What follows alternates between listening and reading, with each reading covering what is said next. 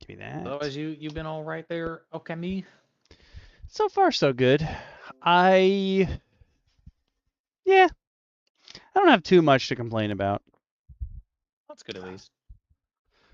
We'll be a little late on Twitch. That's fine. Would you say you're getting a little twitchy? Oh, just a wee bit. So funny. Uh-oh. We should be live, but we're not. What's going on, YouTube? Is YouTube denying you that sweet, sweet ad revenue? Apparently. Come on. There we go. Okay, YouTube's up and running. I don't care about Meow Doku. I gotta boot up Twitch. I'm surprised Awaz isn't in here already. Like, hey, you're late. I know. I didn't want to be late.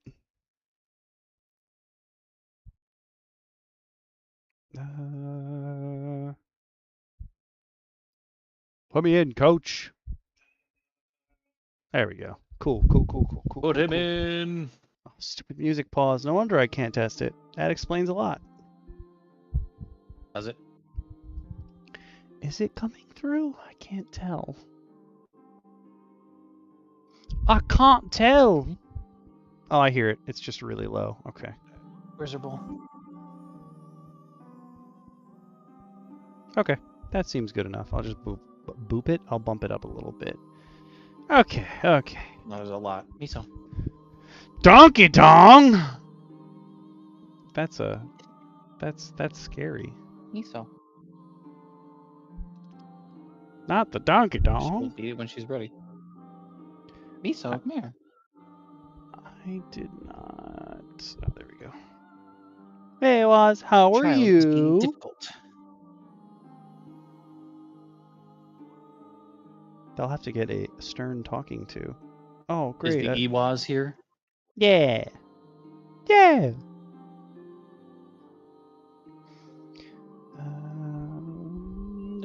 What's the next one? Oh, Sirens. Okay.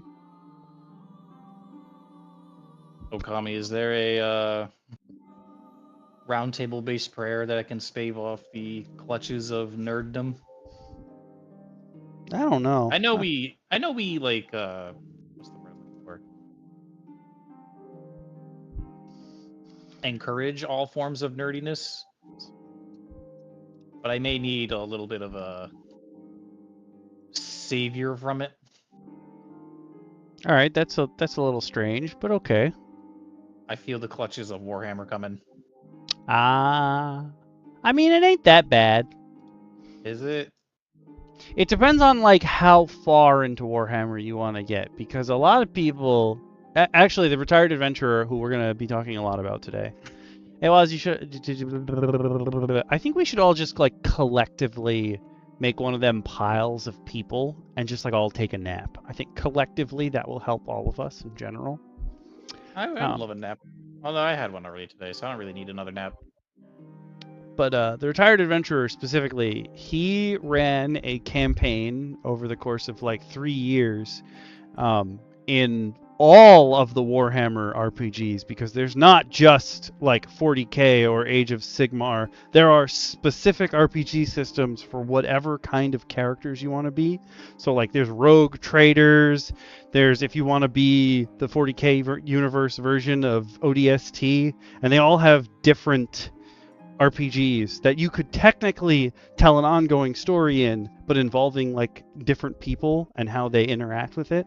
So he wrote like a multi-year campaign where they would play through each of the games, but it's all the same story.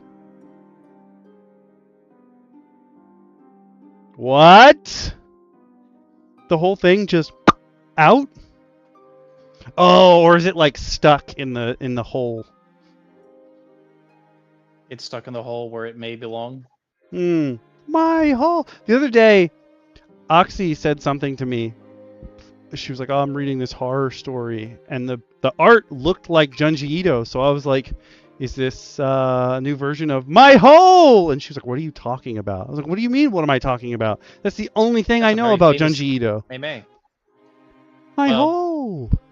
To go back to my previous point, it's very dangerous for me because I have unlimited access to it because it's, you know, a 2-minute walk down the street. You have a legit Games Workshop store? Yeah, I have a legit Warhammer game store. Legit, I can see it from my window. That is, you are a lucky man. I bet. Is it a lucky man? Because I'm going down the throes. I bet DT would kill to be where you are. This is my hole, right? Okay, I feel better. No, because literally, I'm slowly going down the hole. I've already bought a figurine, not for myself though, but for someone else. Just one? Yeah. Well, it's like one of the super special figurines. I bought Abaddon to the Spoiler. Oh, well, dang. And then, you know, I went in there the other day because I picked up Space Marine 2. And I wanted some inspiration for coloring my Marine while I'm playing the game. Aw, that's cool. So, unfortunately... And then I have Total War Warhammer as well. Basically, it's not good. It's not looking good. Because if Rogue Trader goes on sale, I might get Rogue Trader. If you stick to the video games, it will be infinitely less expensive than if you go out and get. That's what I'm trying to do, but again, I've been in there twice in a week, the Warhammer store. Actually, there's also a... I forget what it's called, but there's a PvE game type as well. In what, Space Marine 2? No, it's like a miniatures game, but it's PvE where you work together to like fight a boss and escape the planet. Oh, not bad. You could play it PvEVP though. I have seen a lot of people do like, 4 of us are playing, but we're each playing a different army that hates each other. So we got to see if we can complete, and if any of us can complete the goal and leave. I mean, considering I, back in the day, played, what's it called? The Dark Souls board game, and that shit is so against having a huge party, it's not even funny. I could see that. Well, no, because ironically, it is easier to play this game by yourself than it is with other people. Because it ratchets up the difficulty so much when there's more people? Yeah, because the way it works is it's literally a specific turn order where it goes the player with the highest initiative, every single enemy. Then the next player, then every enemy, then the next player, then every enemy. You see where I'm going with this? Mm-hmm.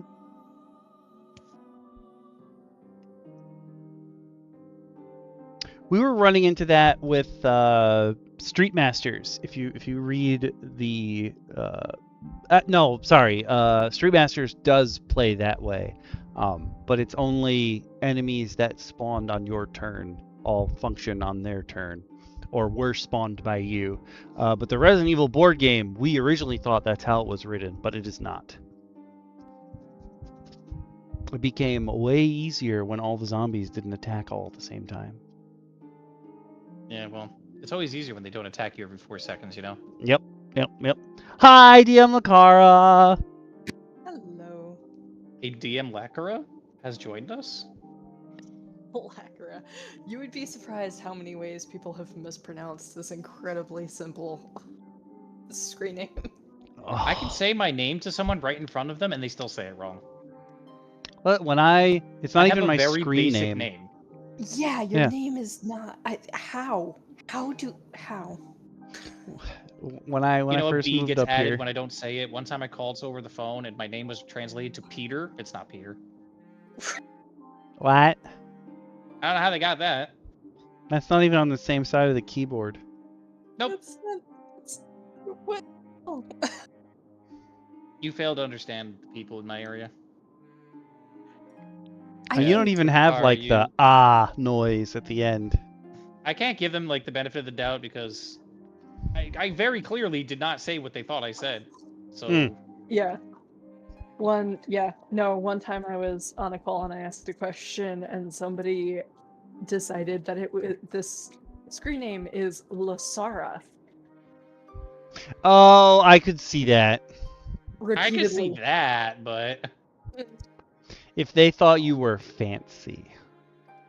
But it's like me going, "Hey, DM Lacara." Instead of that, it's just like, "Hello, Jeff." Yeah. Jeff, I would have been less offended at Jeff. No. Poor Yef. But yeah, Lacara, you missed me speaking that I'm fighting off the demons of the nerddom final boss, What's the nerddom final boss? Warhammer. Oh no, don't go there. I feel Well, like it can't be the final boss because at their tournaments they just don't have enough people who have to change the rules to make sure that you bathe. Like, they don't bathe themselves regularly, but they don't have to change the rules to make sure that you do. It's not a Smash Bros. Tournament. There's just no, like it. No, but like- essentially, I was telling Okami that he didn't realize that I actually have a full-on Warhammer store. Legit, I can see it in my window. Yeah, but like it's like that moment in The Lion King where they're like, "What's that shadowy place?" And it's like you can never go there. That's Warhammer. Yeah, well, it's unfortunately speaking to the Speedicus. Okay.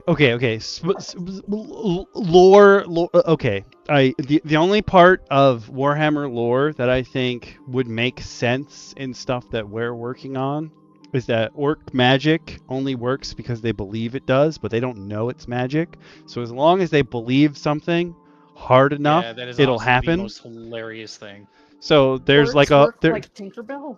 kind of. No, Kind honestly, of. one of their things is they paint flames on their vehicles because they believe the vehicle goes faster when you paint flames on them, and that's exactly how their shit works. It goes faster because it has flames on it.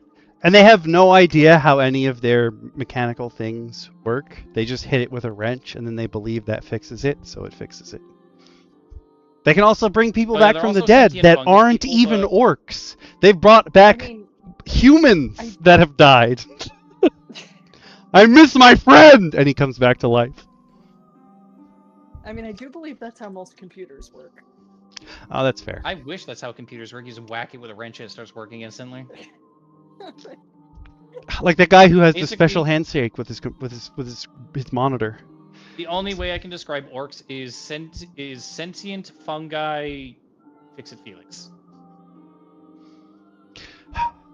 I would like that, like, lore implication is that the current orcs are dumb because they haven't had any reason to use their intellect, and they used to be very smart back in the day. And I'm like, what age was that? You never see a smart orc. If you see an orc that's smart, it's the most terrifying thing in the universe. That's one of my favorite bits from Discworld when one of the trolls goes somewhere really, really cold and it becomes really intelligent, and it turns out it's because their brains are silicon, so they're like semiconductors, and they have to be, if they're kept somewhere really cold, they work like superconductors, and they become incredibly intelligent. That's so good. It was a great bit. Nice. Oh, that's so good. Yeah. I'm like, that's good lore. Because, like, they've already built up, like, 6 books of making fun of trolls for being stupid. And then they're like, oh, by the way, if you make them cold, super intelligent. And I'm happy it's just not hot, because most of the time it'd be hot. Why? Nothing works better in the heat. But, like, fantasy-wise, you get more powerful when you're hot. What? Better, Who says faster. this? Yeah. Usually, when you're cold, you don't do anything right. You just Yeah, freeze. but that's like real world logic. We're talking fantasy logic. Nothing makes sense in fantasy logic.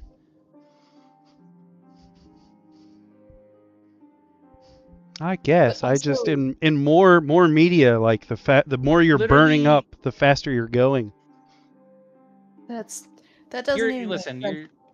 just for me alone, I'm talking about a setting where I'm literally dealing with an angel dressing vampire, and 2 space Vikings dealing with a hive mind, all while shouting for the Emperor. What does this have to do And with you're saying anything? hot to make things work. Yeah. I think in most cases, especially in fantasy, slow make thing not work. Cold slow. Well, Unless you're Elsa. you literally just made my point for me. Actually, you paint flames on it, it go faster, it do better. Yeah, but it's not the heat itself that makes it go faster. It's just the concept of fast. I guess that's true. What are we looking at tonight? We are looking at. I was hoping that Clubs would show up at the beginning because this is stuff for him, man. This is his shtick. And I guess a little bit also some shtick for Shin. I hope he gets to make it into the both of them. I think this is more their shtick than anybody else's. I don't think it's very Dungeon Mommy-esque, though. So yeah, just those two. I think it's perfect for them. We have looked at a bunch of stuff from the Retired Adventurer. The very first articles we did was looking at the Retired Adventurer's camps of play, how you fit into your culture of play. And I went through the entire Retired Adventurer blog. He has a lot of blog posts. A lot of them are short though. I'm not. It didn't take as long as you would think it did, considering he started in 2012-ish. Yeah. Doesn't take as long as you'd think it would. But he made an entire adventure. This is kind of also a campaign setting, I guess you could say. But he has made the Warrens of the Leper Queen, which is a hex crawl, which is right up Clubs' alley. That's his bread and butter, basically. So I'm like, I hope he shows up sooner rather than later. I really hope. But it is broken down into many blog posts. So if you're on YouTube right now, you can drop the description and it will take you to the intro post. It wasn't like D&D Beyond. If they release an adventure, it's like the adventure and the blog post, bam, and it's all there in one. It's kind of like he threw up the basis for it first, and then later on would add a new article here or there, a new blog post that would really go into detail on something else that was in there, so they could really flesh it out. So if you're on YouTube and you drop the description, it'll take you to the very first post, but you could just search for Warren of the Leper Queens as we're going. I will try to make sure that I post up all the posts as I go. If you're on Twitch though, bloop, I'm going to post this one and pin it for a while. This is the intro to the Warren of the Leper Queens.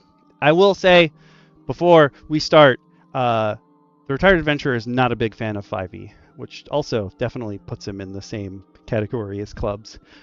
But, so this is a adventure that was originally built for Mongoose and RuneQuest 2, which are, I guess, would fit into like OSE type things, old school Renaissance-ish stuff, where they're closer to very old school D&D than they are to newer D&D.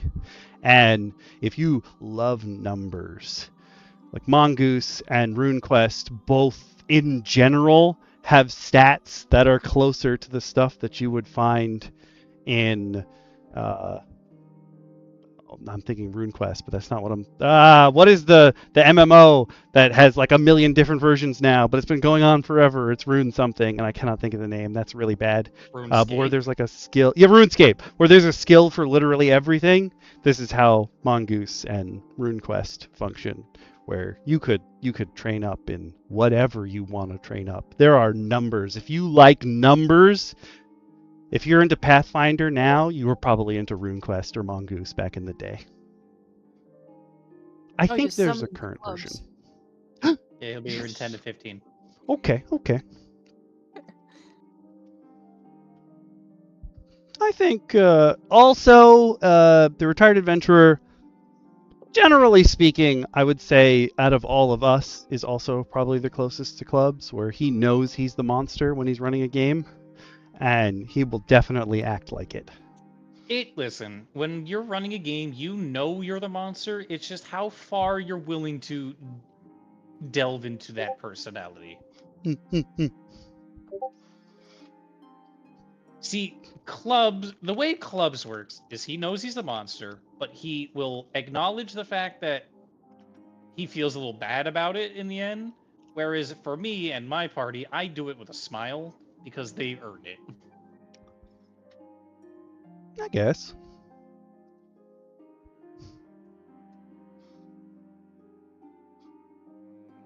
I just like hearing like my table in general, even though they started playing with clubs and he's since left our campaign, every once in a while one of them will pipe up and be like, well, I know if Clubs was here right now, we'd all be dead because there's no way we could fashion a trap to get away from him. And he doesn't want us to win anyway. And I'm like, he wasn't even your DM. He was just another guy playing the game. And he's like, why is everyone always mad at me?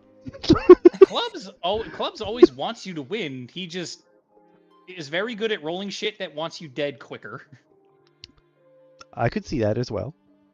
Listen, no, you don't understand. A very thing that happens to me specifically, because it's a running gag at this point.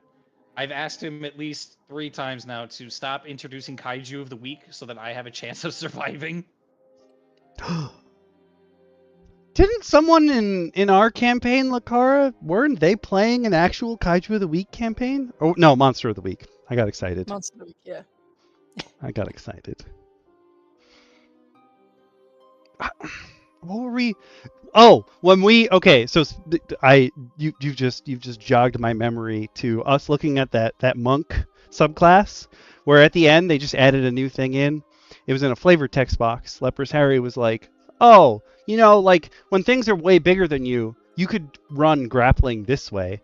And accidentally created rules for climbing monsters like Shadow of the Colossus. And me and Shin were both like, "What? What? This is a flavor text box? No. We're doing this all the time. I'm climbing that monster, and they're gonna try to shake me off." This is flavor text? No, this is the best text box.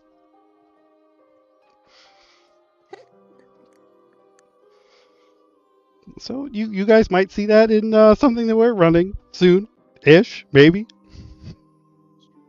If you like Shadow of the Colossus, hang on out. Listen, all I know is if you think I was meant to be the villain, you'll see soon enough what I'm willing to do to my party members. We should get another real play on the schedule. He's got his on August 10th. August 10th? Yep. What are we doing? August 10th. It's a surprise. Just remember to send me info beforehand. I will. I can't be here. No! No, it's a special day. It's the anniversary of my 30th rotation around our star. Oh, you're such a baby. So Thanks. small. But yeah, I was gonna run something special for y'all. Oh, that's a bummer. I know. It's okay though. I'll forgive you this time. Stuff. Space Goddess, can you move the sun? Can you move the sun? I could, but I wouldn't. It gets touchy if you move it. Like the sun specifically gets touchy? Yeah. Asking for a friend.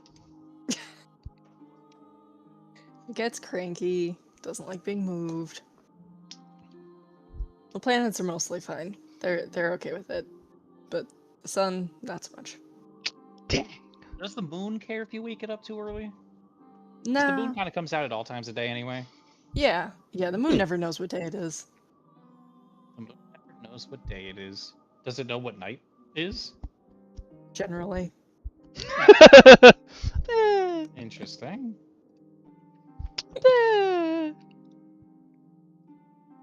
But yeah, now that you guys have access to, who wants to read this intro to the Warren of the Leper Queens? So just the heads up, I may not be able to read for a little bit because I'm just doing stuff around my apartment while talking to y'all. Okay. Oh. I already finished my things. I can read. Take it over. I'm sorry, what's a Warren- leprosario? Yep. We'll find out. I'm scared. Rapho. Warren of the Leper Queens is the first adventure I ever wrote for Mongoose RuneQuest 2/Legend. There's tons of weird little TTRPGs, but just like in general, think of like something that is very close to AD&D, but with more numbers. Lots of with more numbers. Yeah.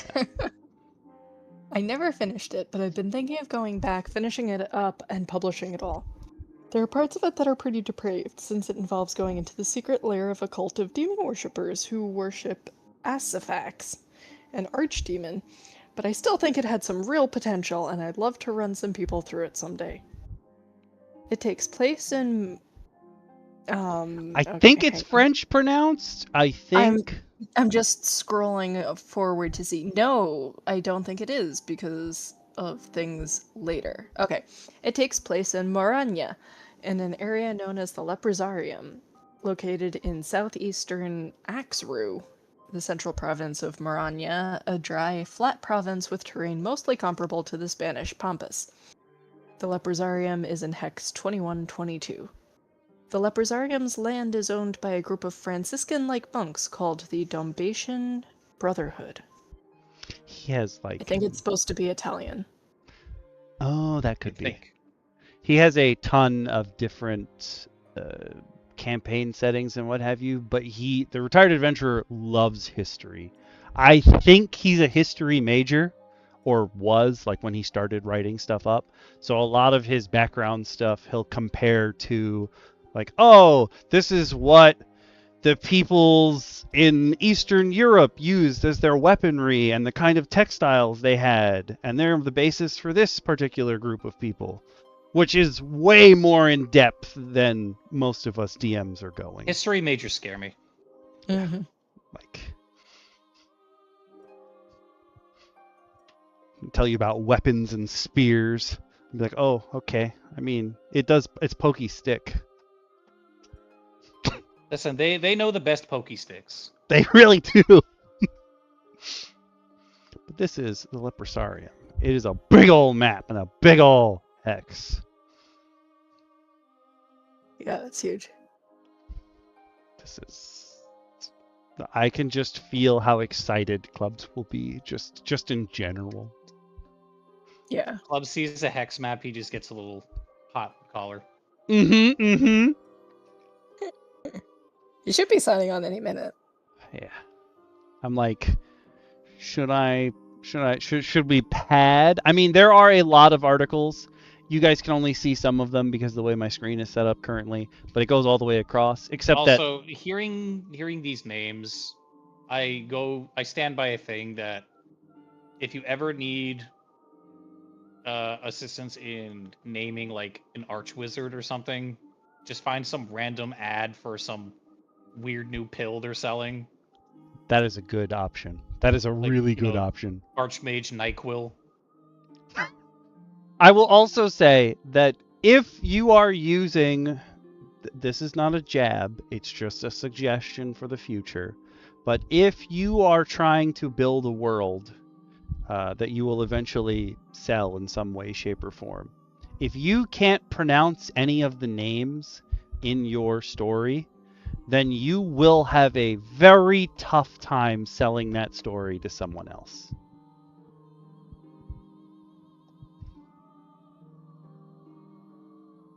The other option is just to write them down and not say them at all, like my unfortunate discoveries of this weekend.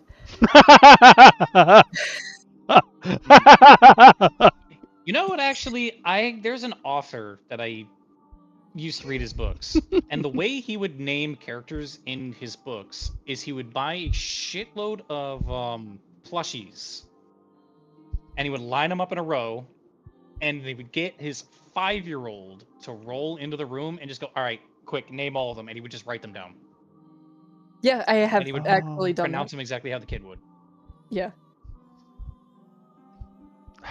Okay, this just When will we get a seems Lacara like story where the tiny barbarian has named everything. So next time we do show and tell, I will be presenting a scattershot of the monsters she has created. Beautiful. I feel like this is just another I have multiple friends who are like I can't get people to schedule, like I can't schedule with other people to make up a TTRPG game, so instead I just had kids and I'm going to make my own party. I mean, that's a valid argument. Listen. Yep. Once they can read. They don't need to read. They just need an imagination and you to correct them. Yes. Can verify. Tiny barbarians started coming up with plot lines and creatures even before reading. Listen, as long as they can understand wizard do fireball, nothing else, barbarian go raw. Mhm. It's easy. Yep.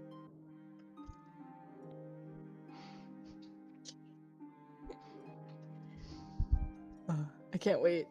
Tiny barbarian is starting to be able to read fluently.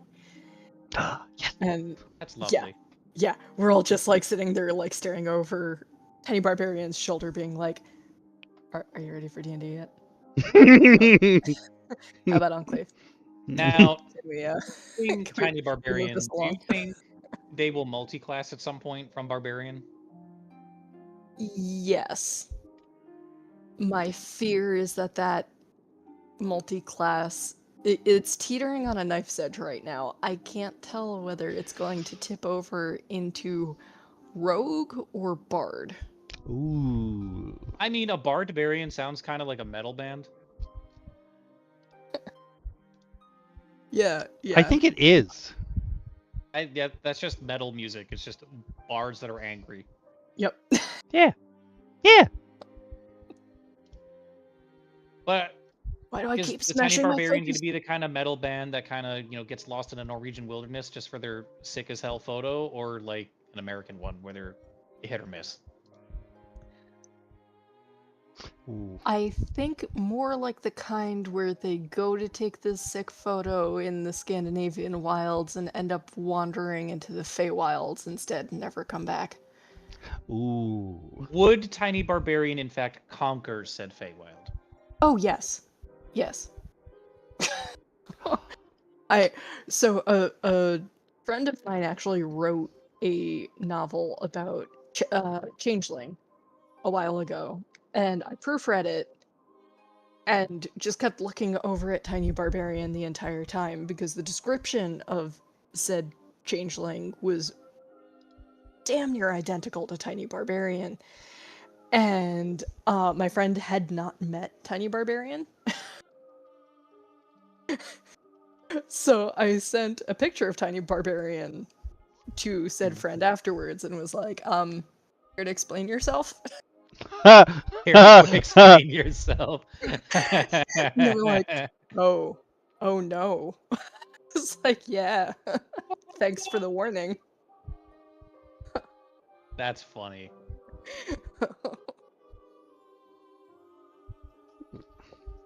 Yeah. It's scary being a parent. Yeah.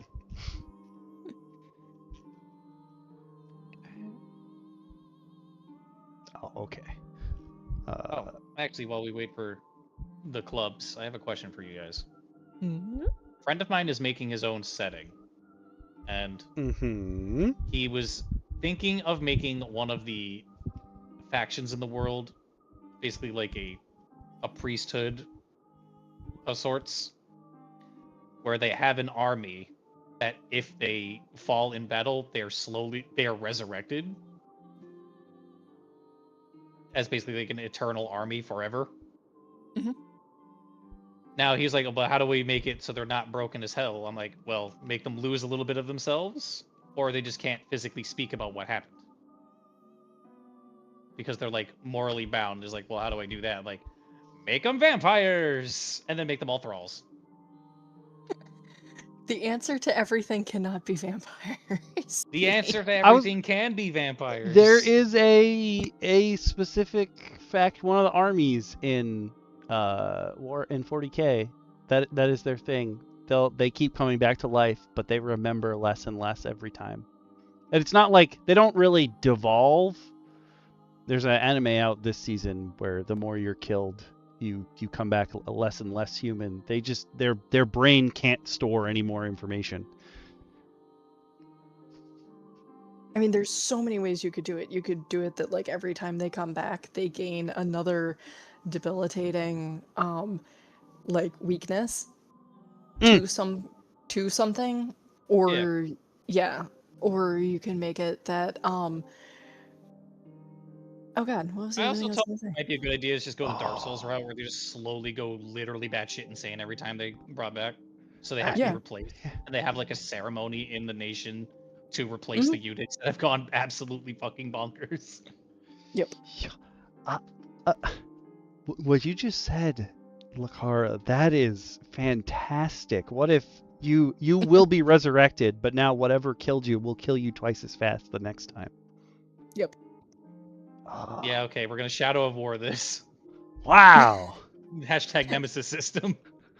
Oh, that's cool. And then that becomes the goal of the people fighting that army, is that you kill them a different way every time.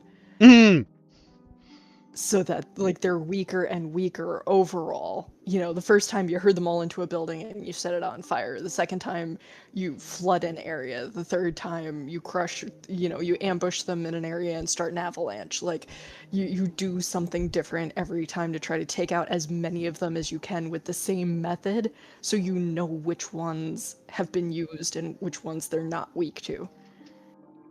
Oh, that's cool. It makes it into like a strategy war. Yeah. Interesting. And the army that has these soldiers, they keep peppering in units with new guys just to throw people off. Like, oh, this unit was clearly killed by fire before, and some of them are just on fire. Like, oh no, they weren't.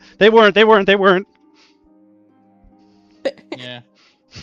You can even turn it into where like different platoons of them in different areas have like insignia.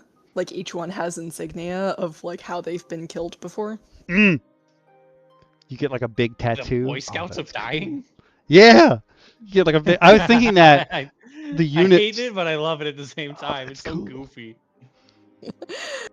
No, his but main like concern was like, how do I make saying... them not be like the strongest faction in the world? It's like, because everyone's ganging up on them for fun. Yeah.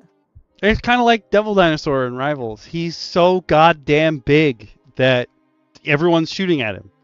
Like, he's just so big compared to everybody else. Mm-hmm. Ooh. Oh, somebody subbed. What? Subs? It's too early to make Okami cry. Woo! I didn't see what. I didn't even hear it. Thank you. Thank Maybe you. it was renewal. I am pacing while I was Okami, thinking about accept their that, money. so that's my fault.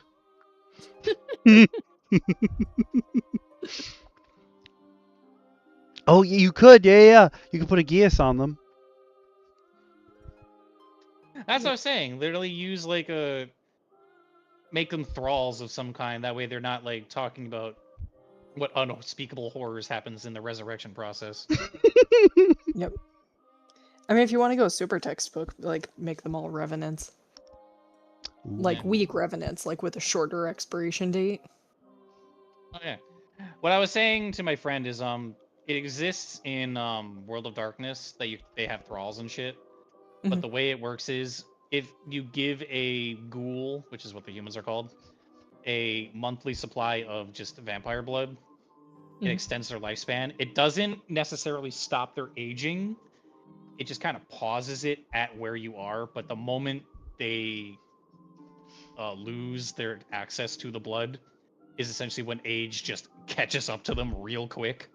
Oh. So essentially, if you have a thrall long enough and they suddenly you just decide, hey, I don't want you anymore. Yeah, the 300 years they've been alive, yeah, that catches up to them in the span of like 4 seconds, and they just turn to dust right in front of you.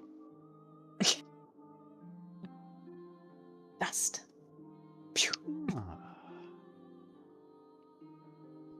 Now I'm thinking vampire dies in no time.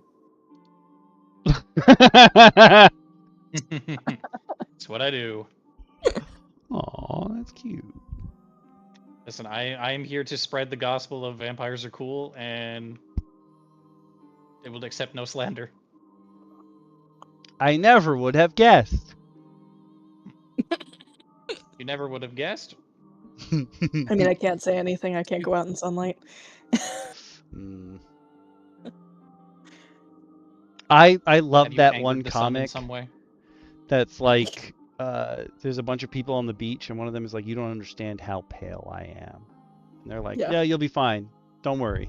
And she like takes off her cloak and it's just like a sun is on the beach and someone yells, "Oh, the beacons are lit! Gondor calls for aid!" I love that fucking comic so much.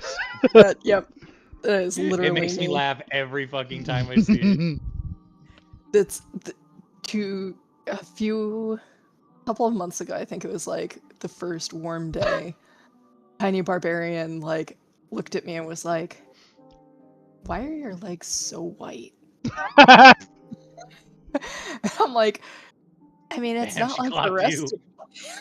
I'm like, it's not like the rest of me is tan. I hate to tell you, but I Before. think Bard is in your barbarian's future, because that was a straight up vicious mockery. She was like concerned. It was like, did your legs die and they didn't tell you? Damn. Mother, where has the melanin gone?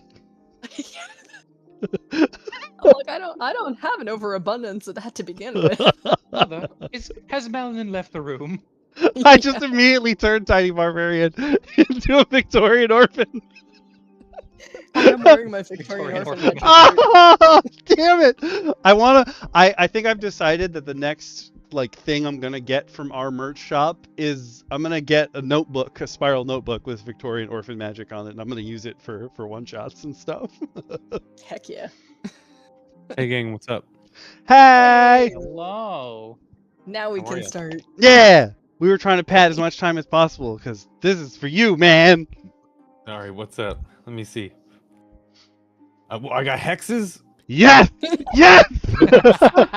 Metric? How am I supposed to do metric? What's 500 meters in miles? It's just 100 meters in miles meters is a the yard. number. Yeah. It's a number that you don't need to worry about. I love how Club's like, I see hexes. Ew, the metric system.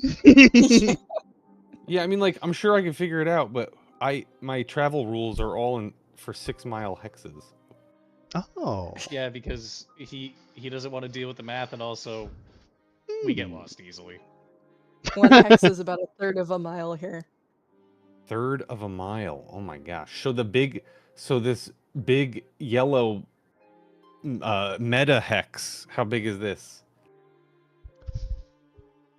How many it is across? Okami, do you know? 20 across? It's also not a perfect hex. It's Oh, slanted. yeah, you're right. It's not. I went diagonally, but Good I'm luck realizing it's counting. probably the furthest from top to bottom.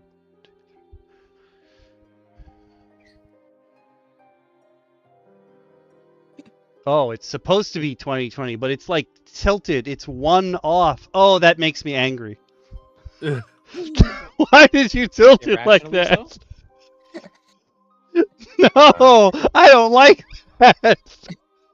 This offends Oh, my boy. sensibilities. No, It's Leprous like- Harry, you made Okami sad. Dude, It's like it's almost a 7 6-mile miles hex. It's a 6-mile hex. The big yellow hex is a 6-mile hex. Like the Yeah. big meta hex is a 6-mile hex. This is good for me. I'm Big good. overall Let's go. hex is 6 Proceed. miles. Cool. We basically just did the little intro at the top, but these named areas, you can talk about as many of them as you want. This is your day. Me? Yeah. Wait. Let me see. Listen, we Let me gave you check. some nice hexes and some various shenanigans to go on. Warren of the Leper Queens. It was the first adventure I ever wrote. All right, let me see this. Let me check this out. Yeah. There's about like 12 different blog posts to really go into it in depth. This one's just like the intro and the overview. So I would have to do the math to figure out the 500-meter hex thing, like it's a thorn in my brain. But I mean, I like adventures like this. I like location-based adventures here. Let me see. Hold on. Yeah. Just gonna see. We We have knew you letters would. for locations. We got a refuge of Saint Dombadius. So apparently, the people who are here are Dombatian monks. That is most people here. Oh, people, specifically. So, okay, hold on. I'm on the site right now, so I can see this. I don't have to keep asking you to tell me. So hold on, let me see. Okay, so this adventure is this page, right? Like this whole blog post is this adventure. Yep. This is like the Okay. overview of everything that you'd find here. And then he's got a post for important NPCs, and then a breakdown of like the actual dungeon that you can go into when you hit the Warren. I see. Very and cool. then there's like a post about religion and a couple other things. And I'm sure you know this already, but the retired adventurer is a history nerd, so there's a lot of like, oh, I will compare it to this particular society in the south of France, yada yada, at such and such time. I actually don't know much about the retired adventurer, but I'm seeing see the other people part on the side there. Dyson's dodecahedron, Dyson, I forget his real name. Dyson Logos, I forget his actual name, but Dyson Logos makes best maps. I always use his maps or their maps. And 10footpole.org is like the only place I know of that reviews adventures. Yeah, that is a good place to look up like reviews of OSR adventures, aka modern adventures that are trying to be like old school, not necessarily old adventures, like old TSR stuff. So yeah, I know a lot of these things from the side, but not really. Oh, the Alexandrian. Come on, we all have to know the Alexandrian by now. But yeah, this looks pretty cool. I like the whole like blog scene. I think all of you should have your own blog. Like make a blogspot website and make your own D&D blog where you put your own like whatever edition you play or whatever games you play. It doesn't have to be for one edition. It could be all your TTRPG stuff goes up on the blog. That's what we should all do. Fuck social media. Yes. Amen. Did not know Blogspot was still a thing that actually functioned. Yo, do it. I have one, but I don't have anything on there. But I used mine before I got into TTRPGs. I used it for YouTube and Twitch stuff back in the day. I could upgrade. Make an RPG one. Like host all your stuff there. Make your own website. Yeah. You know, when you come out with like a custom class, you put your little like, here's why I did this. You know, like you ever look up a recipe online, you get the whole like before, which I know that people like make fun of, but I like it. I don't read it, but I like that it's there. You can't copyright a recipe and all that shit. Whatever. Anyway, so everyone should have their own blog. Do it. That's not a bad idea. Yeah, Blogspot's going strong, which I also didn't realize, but it is. People still using them. Okay, so the retired adventurer, he didn't post anything in 2025, and he's only posted one thing in 2026. But you can see by like all the other people, they are posting pretty regularly. Oh, popular posts up at the top. Yep, this is the guy who did 6 cultures of play. 6 cultures of play. Yeah. Okay, I know this guy. All right. That's me up at the top there. Classic. That's what I'm trying to go for. Anyway. Okay, understood. Very cool. Let me look through here. It would be nice if like I could click on the place and then get like the blog article for the place, but that's like that's That would be pretty cool. yeah. Very cool idea here. I think like honestly, I have run all sorts of adventures. I run location-based adventures. I run, like Dragon Heist, which is like scene-based adventures, right? I think location-based adventures are where it's at. Not for like a one-shot, but if you're gonna run a campaign, slotting these in there, like that's the way to do it. I love things like this, and this would be something that I would absolutely include if it hit the like notes of the campaign I was running. You know what I mean? Mm-hmm. Mm-hmm. So you mentioned like monks, and I'm trying to look here. Warren of the Leper Queens. That sounds cool. That's like the dungeon portion of it. Yeah, that's cool. Yeah, I like this. Good idea. Just like reading. Bless you? Question mark? Yeah. How's this something? The old wood here. I mean, honestly, you don't even need the articles. You can run this. You can go right off just the this map. page. Yeah.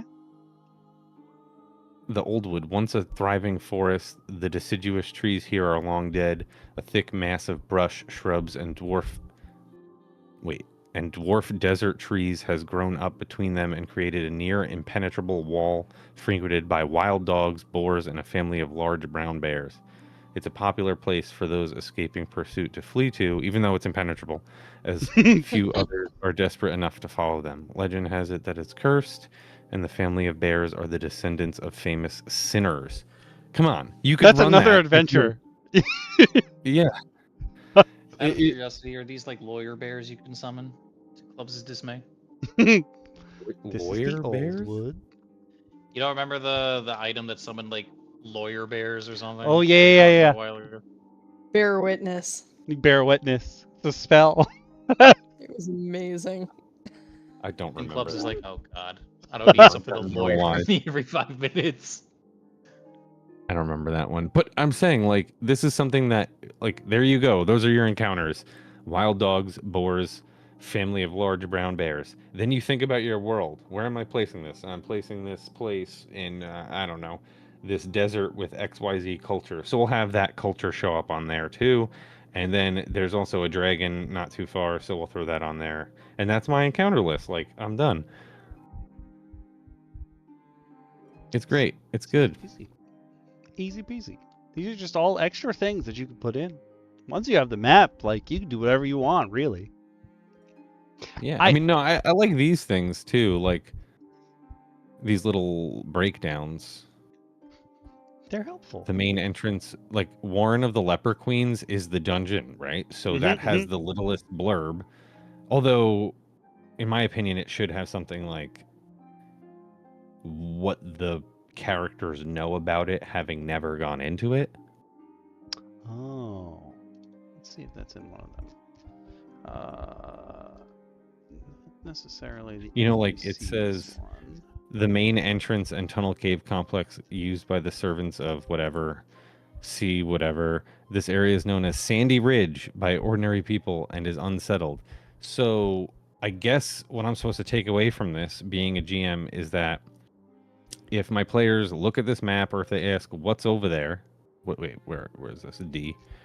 If they ask like what's anything in that desert over there in those dunes, I would say like you guys know that's Sandy Ridge and there's nothing there,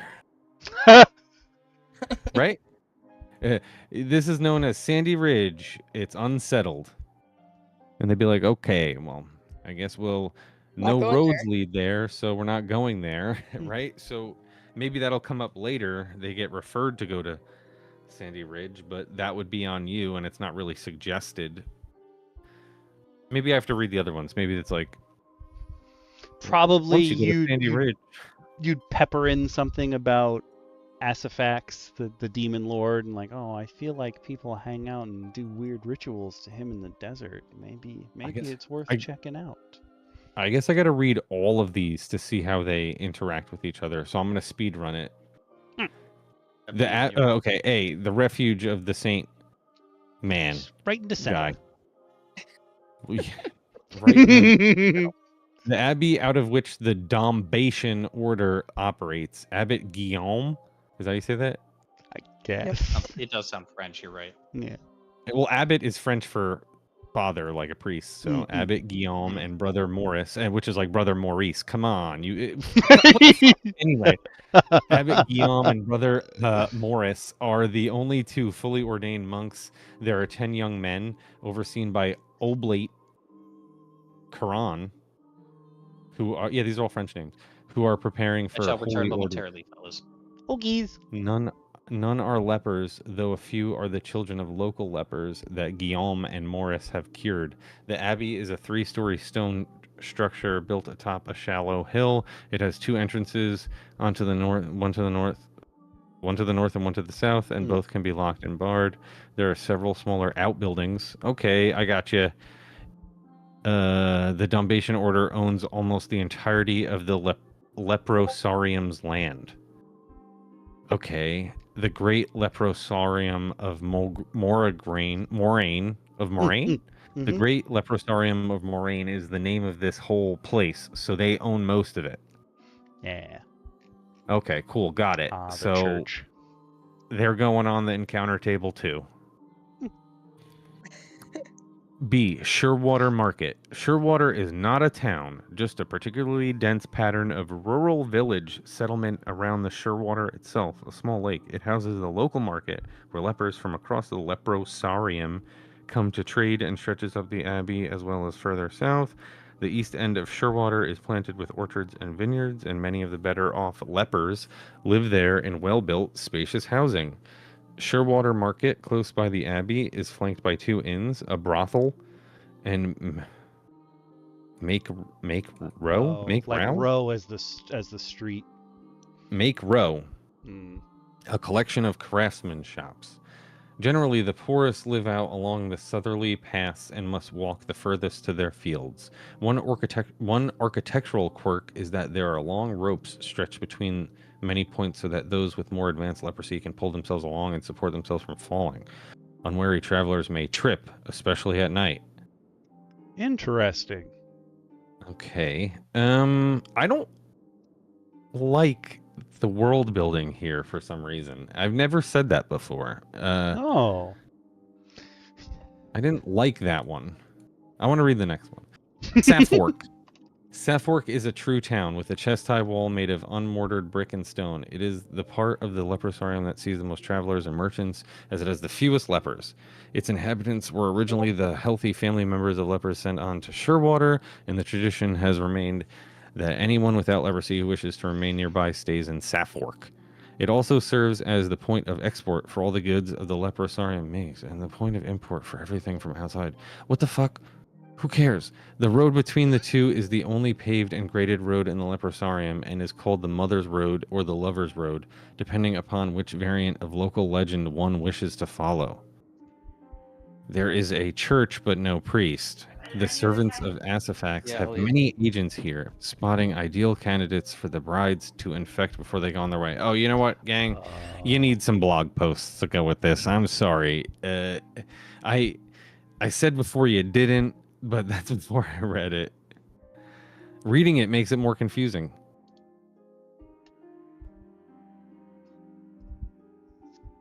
Warren of the Leper Queens, the main entrance and tunnel cave complex used by the servants of Asifax.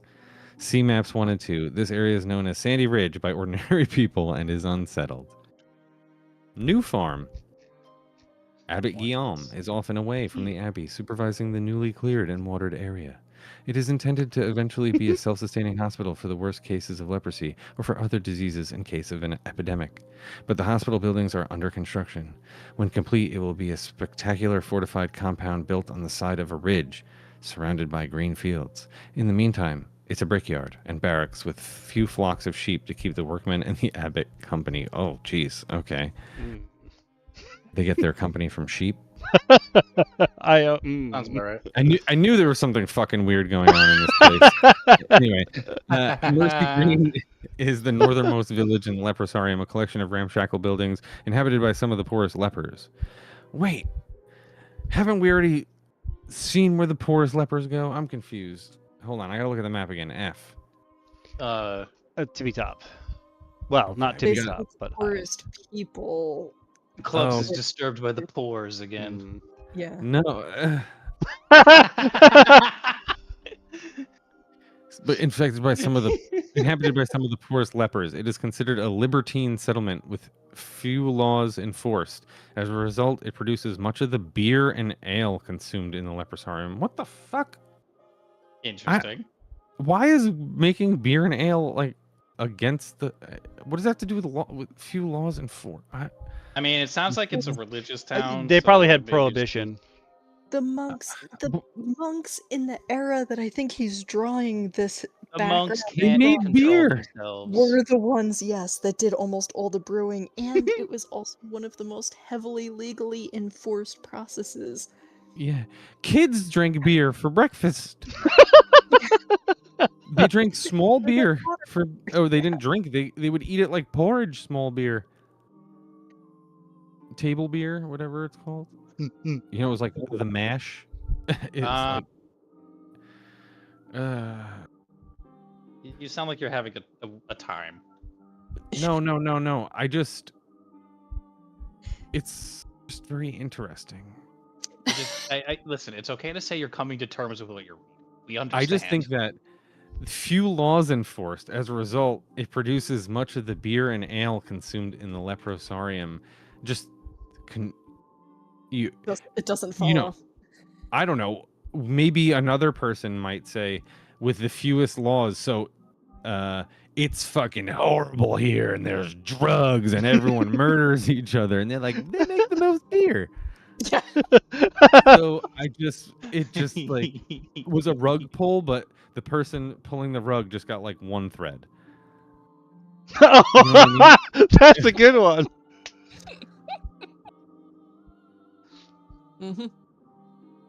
And several craftsmen have moved here to set up shops that produce cheap goods after finding themselves unwelcome. Oh my god, they got kicked out for like being fucking cheap with their goods. Shit, that's fucking fucked funny up, to bro. me. I don't know. I love this. This is quaint. You know what? It's Now that pretty I quaint. know this, I have to recontextualize that we are in a little cozy fantasy area here. Now I get it. I like it. I'm back on board. That didn't You take long. can't run it just from this one page, but I like it.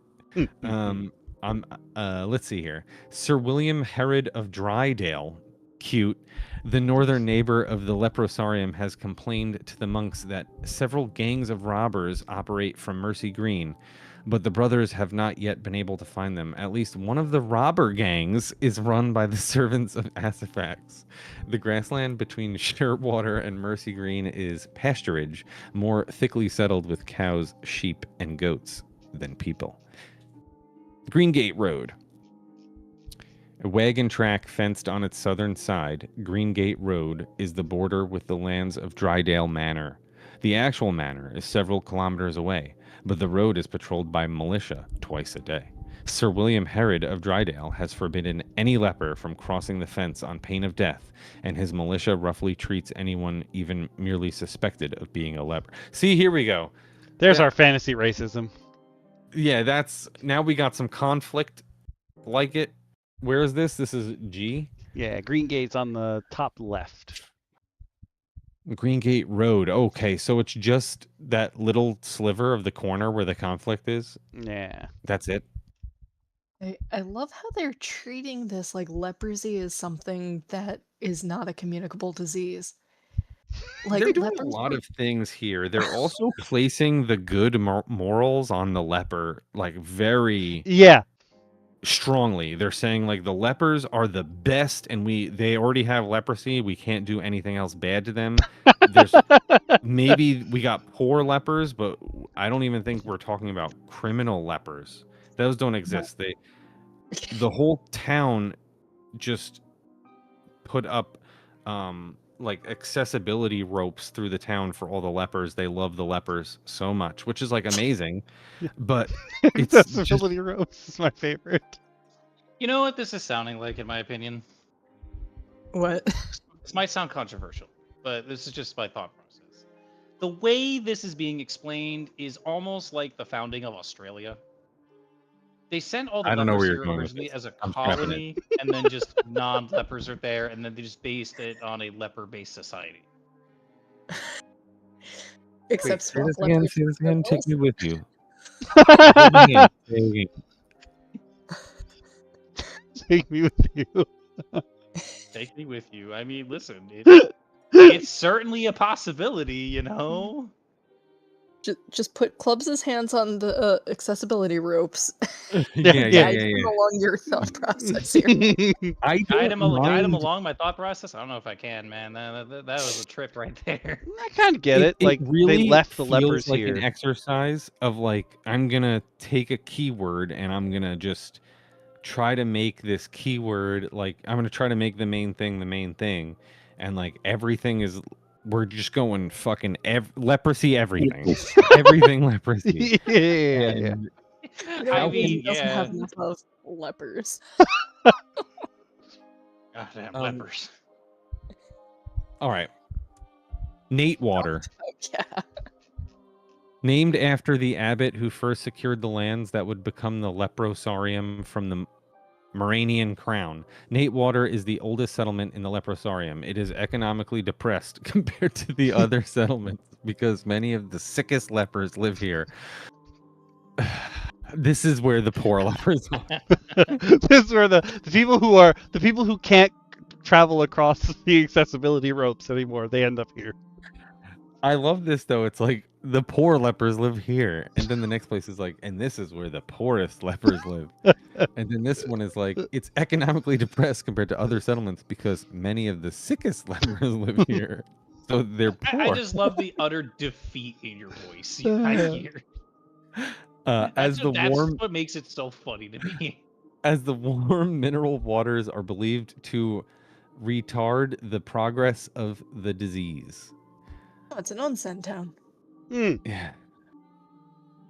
Oh yeah, okay. Nate Water has a blacksmith and a drinking hall, but most finished goods must be bought in Surewater Market. The Old Wood, once a thriving forest, the deciduous trees here are long dead. A thick mass of brush. Oh, I read this one, right? Legend has it that it's cursed, and the family of bears are the descendants of famous sinners. It's the first time we've got sin being mentioned. Hampton Bailey. Once the fortified manor of a cadet branch of the Hampton family, now long destroyed in their self-annihilating feud with the Catherfaxes. Hampton Bailey still has 2 3-story stone towers, mostly intact, connected by 2 low walls that are all that remain of the manor house. It is widely believed to be haunted by the spirits of the Hamptons. Jack's Aero Camp. This is the last one. Jack Arrow's camp. Jack Arrow's camp.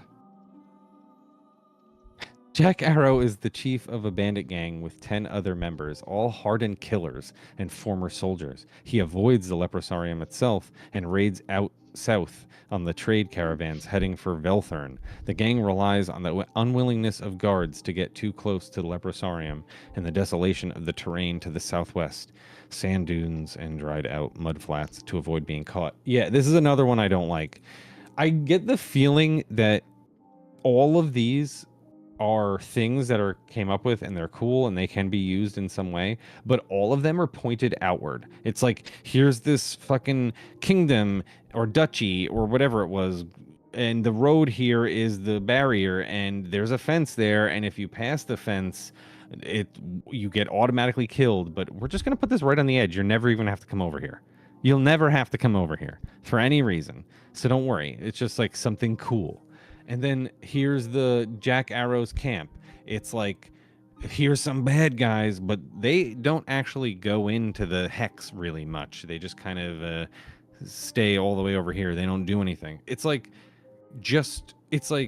you know, when you make a location or you put together even like a scene-based thing, you sort of want to have shit going on, and you want to have this like powder keg that is going to explode as soon as the players start bouncing around in it. But all the guns in this, like all the fucking cannons are pointed outside the hex. Oh, I see what you're saying. I feel like you have to, because like you said, the people in Jack Arrow's camp don't go inside. You have to tie them to Hampton Bailey since they're nearby. Like, oh, people think it's haunted, but actually it's just Jack Arrow's bandits scaring people away. Yeah. If they were going to fucking Surewater or whatever the fuck it's called and raiding Surewater, you have meat there. You can run that. But instead they're fucking avoiding going anywhere and hiding, and like, so what do I got to do? I got to manufacture some kind of situation for them to want to the PCs to go. Like, you could have just fucking said that they already did these things. Like, and that's why I don't like it. Like, the world building is like, I'm gonna make a cool thing, don't fuck with it. Like, it's over here, dude. That's the whole point of the game. Like, fuck with it. I haven't played too many hex crawls or anything like that, but I assume that the vast majority of people who are playing in them are not playing them like Minesweeper. The way this is written, it almost feels like you're playing this like Minesweeper. Yeah. Like your group is just trying to hit something. And it could be that there's something we're missing, and this is why I said you can't run it from this now, because the something you're missing could be some kind of like grand quest. Like, you need to find, like, one of these groups is said to have this artifact, and you need to get this artifact, get it for me. And now you have to like ping pong between them and talk to them, and like, sure, that's the engine of the game now, but that is decidedly, like, that's still a sandbox game, but it's not anything that the players are really deciding to do. It's like you telling them what the game is, right? It's like you saying, this is what you got to do for the game. If they ever decide, hey, we don't want to go find this artifact, like, we quit, like, let's just do something, this setting is not doing anything for them. You're gonna have to be like, okay, I'm gonna come up with something for you to do. Again, if you guys have nothing, you know. So I don't know. When you said we're done with the quest, all I was thinking of was like, my table would be like, oh, accessibility strings, we're gonna go across the world now and we're gonna install accessibility strings all over. Like, that's what my party would do. I also want to say, like, the idea behind the ropes is like a very good one, and I don't want to act like people aren't allowed to have things that help them. Like, no, that's not me. But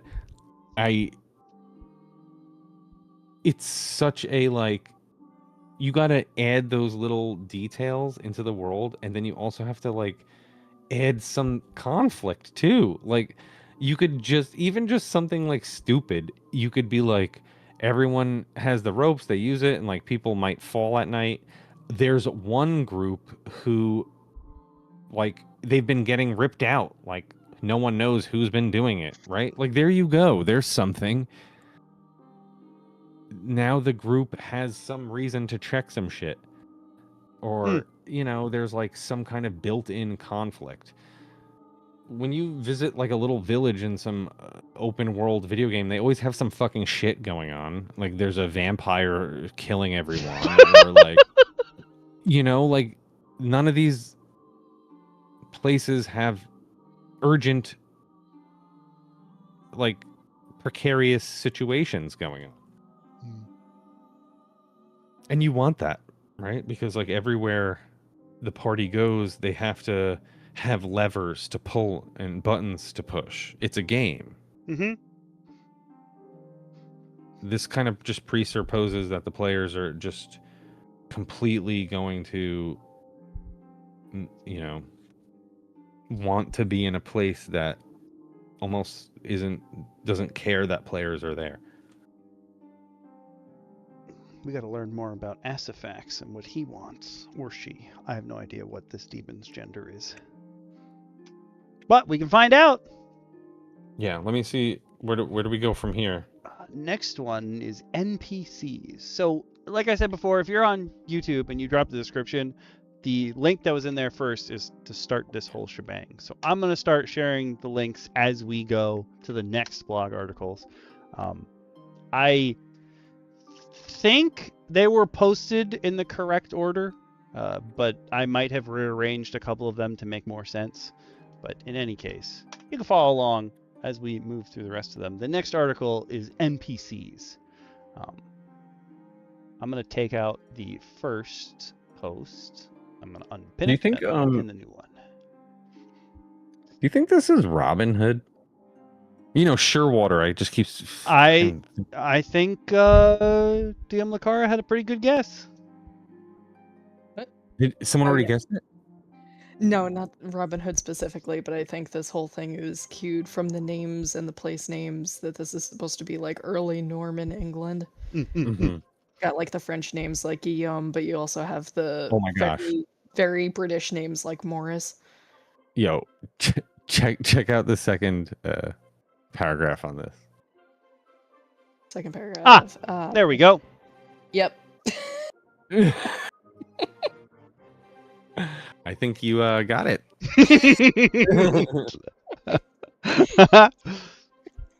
Not a history person, just happens to be the one era I know about. By the way, Coincidence? to translate this not. into other settings and to understand the text, the following correspondences are useful to know. Moranian equals Norman French. Thurn equals Anglo-Saxon. Lacalian equals Carolinian French. Is that what it is? Carolingian. Carolingian French. Carolingian. Yeah. Okay, cool. Velling, Middle Welsh, and Einer, Scots, That's you. both ethnically and linguistically.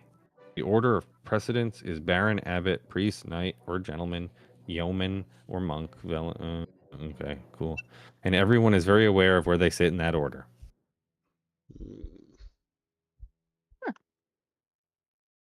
Wow. And Dombation is really interesting. So these are all NPCs that are not servants or brides of Asafax. So we'll get to the bad guys in air quotes later. These are just NPCs that are around that may have some other things they want to do. Wait, it has to be Robin Hood. Yeah. Jack Aero? Yeah. Aero? Yeah. Now that you say it like that. Yeah. I thought they said that Jack Arrow's group were a bunch of hardened murderers, though. Yeah, well, this is the grimdark Robin Hood. This is Joe Abercrombie's Robin Hood. Jack Arrow. I'm so glad you're here. I'm excited. Who wants to talk about some important Dombations? I don't like saying Dombation, so I'm gonna go not it. Speedy, you up? Give me a second. I'm just getting my food out of the. Oh, Brother Morris, is the fat guy from Robin Hood. Friar Tuck. There we go. I really want to read prominent local persons. Okay. Am I reading? I bet you they're all motherfucking Robin Hood characters. Yeah, I bet you do. I'm gonna scroll up. I don't want to look at it. Alright, what am I reading? Take the important Dombations. The important Dombations. Yeah. Have fun saying everything. Yeah, okay. Abbot Guillaume of Clairvaux, a Lucilian immigrant sent by the Domitian Order to oversee their work in the Leprosarium.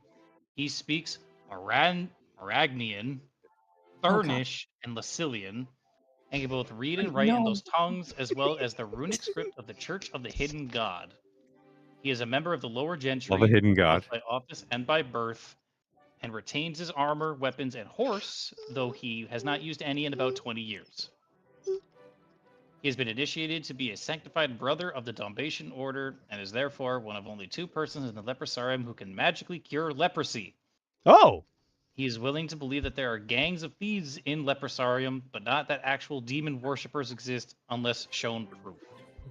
He has the keys to the Abbey on him at all times. His main concern is the welfare of the lepers themselves, and he actively tours the various villages to initiate various public works projects using the Order's wealth. Okay. Not too bad. Now we I have picked Oblate. not realizing it was Robin Hood based. I picked a pretty good song for this. Oblate Curran. The senior secular officer of the Abbey. He is the head librarian, the Abbot's secretary, the chief accountant, and the Order's disciplinarian. He speaks Maragnian, Therish, Velling, and Einer. He is the bastard of a knight, and he is keenly conscious of rank, both his own and others. He owns the second set of the Abbey's keys. Oblate Curran is initiated to the level of a novice. I've been reading a lot. This is so like fantasy novel. Yeah, I was thinking that too. I'm in. I'm in. I also You feel know? like the way they're describing like who has what item, like you read this and you're like, oh, these are the people my party needs to steal from. Oh, Yeah, 100%. yeah, Who the rogue is rest stealing of the shit adventure. from. Also an Brother Oblate. Morris Hamhocks. Hawks because he's fat. That's Hawks. messed up. What the fuck? Yeah. They Of lost me. Erlingshire, the fattest monk in the Abbey and the second most senior religious figure. He is a bastard of done. Baron Edric of Erlingshire, which places him higher than Oblate Curran in authority. He is that's not correct. Yeah. Sagacious fellow who is well taught in medicine, law, and natural philosophy. He is initiated to the level of sanctified brother. He is literate and can speak almost every language known in Marang. It's a cheese, I think. He suspects that heretics are operating in the Leprosarium, and he has discovered one entrance to the Warrens, though he has not yet explored. Ah, Honestly, okay. give these motherfuckers power armor, and this is Warhammer. He has discovered one entrance to their warrens, and that's the thing that's like, this is shady dunes, and no one lives here. Yeah, he's like, He well, knows. I found a hole, but my fat ass can't get in it. He's like, oh, would you go for me? I can't fit. I'm sure it's not important. If it was important, I think the master would tell me. Oh. Let's see. Prominent local. You want prominent person. local persons? Take them. Nick the Knocker. Nicholas Penny is the tax farmer who handles the collection of tithes, rents, and fees for the monks throughout the territory. He is a yeoman by birth and is the beadle of Surewater Market. He is so nicknamed because of the large club he carries while performing his duties, which includes supervising market days and breaking up a phrase. He is usually accompanied by 4 fellow yeomen as guards and assistants. He and his guards are all former lepers cured by the monks. Oh. Nick's position has made him a wealthy, if not popular man, and he lives in Penny Manor at the east end of Surewater, which serves as a secondary storehouse for the monks when needs be. He has a close relationship with Oblate Curran, and the two can often be found in one another's company. Yeah, he just like shuffled this up. This is what the sheriff, right? Basically. Walter the Knight. Walter is a yeoman by birth and another cured leper. The Leprosarium has a reduced fee to the king of merely 1 horseman for 40 days each year, reduced ever since the monks cured King Randolph's sister 60 years ago, and Walter is that horseman. He lives in Mercy Green and spends most of the time he is not soldiering, causing merry hell despite holding the office of bailiff there for the monks.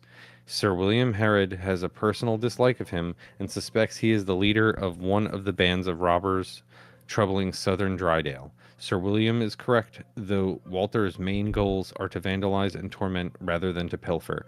Walter continues to hold his position mainly because everyone is afraid what would happen if he were to be removed. Simon LaFicker? Simon LaFicker owns the brothel The Green Twist, one of the 2 inns, the Drunk Carter, and several other businesses in Surewater. He is a leper who was once an emancipated villain.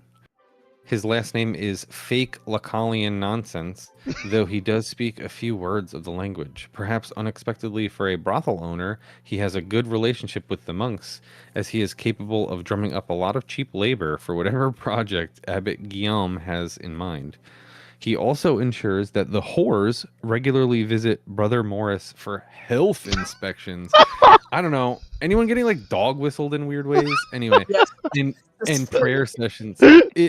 It's icking me. He Also, is the also Green Twist is the worst name I have ever heard for a brothel. what is it? The Supreme Twist? The The green Green twist. Twist. The Green Twist. What is that That supposed is to mean? Ugh. definitely a I don't know, it's euphemism for an awful. STD. Yeah, And prayer definitely. sessions. Is He that a is also fantasy one blue of the waffle? two men, along with Nick the Knocker, who decides which peddlers, farmers, and craftsmen are allowed to sell in Shearwater Market. He has no patience for swindlers and is known to drub the occasional man from Mercy Green who attempts to conduct unlawful trade in Shearwater. He can almost always be found lounging in the market, sunning himself. I don't like that. I don't like him at all. Holy Tom. Holy Tom. He is not ordained, but he serves as the Itinerant preacher. itinerant, thank you, preacher. I just like had a stroke for the various It's okay, we'll communities in the forgive you. Leprosarium. He is a madman, but his literacy and obvious education set him apart from the common lunatic. He is a leper of unknown origin. What? Though he is poor, local villains and cotters feed and shelter him for a few nights at a time as he travels the Leprosarium. He is a popular, if pitied, figure. He is aware of the servants of Asifax, though he does not know much useful about them.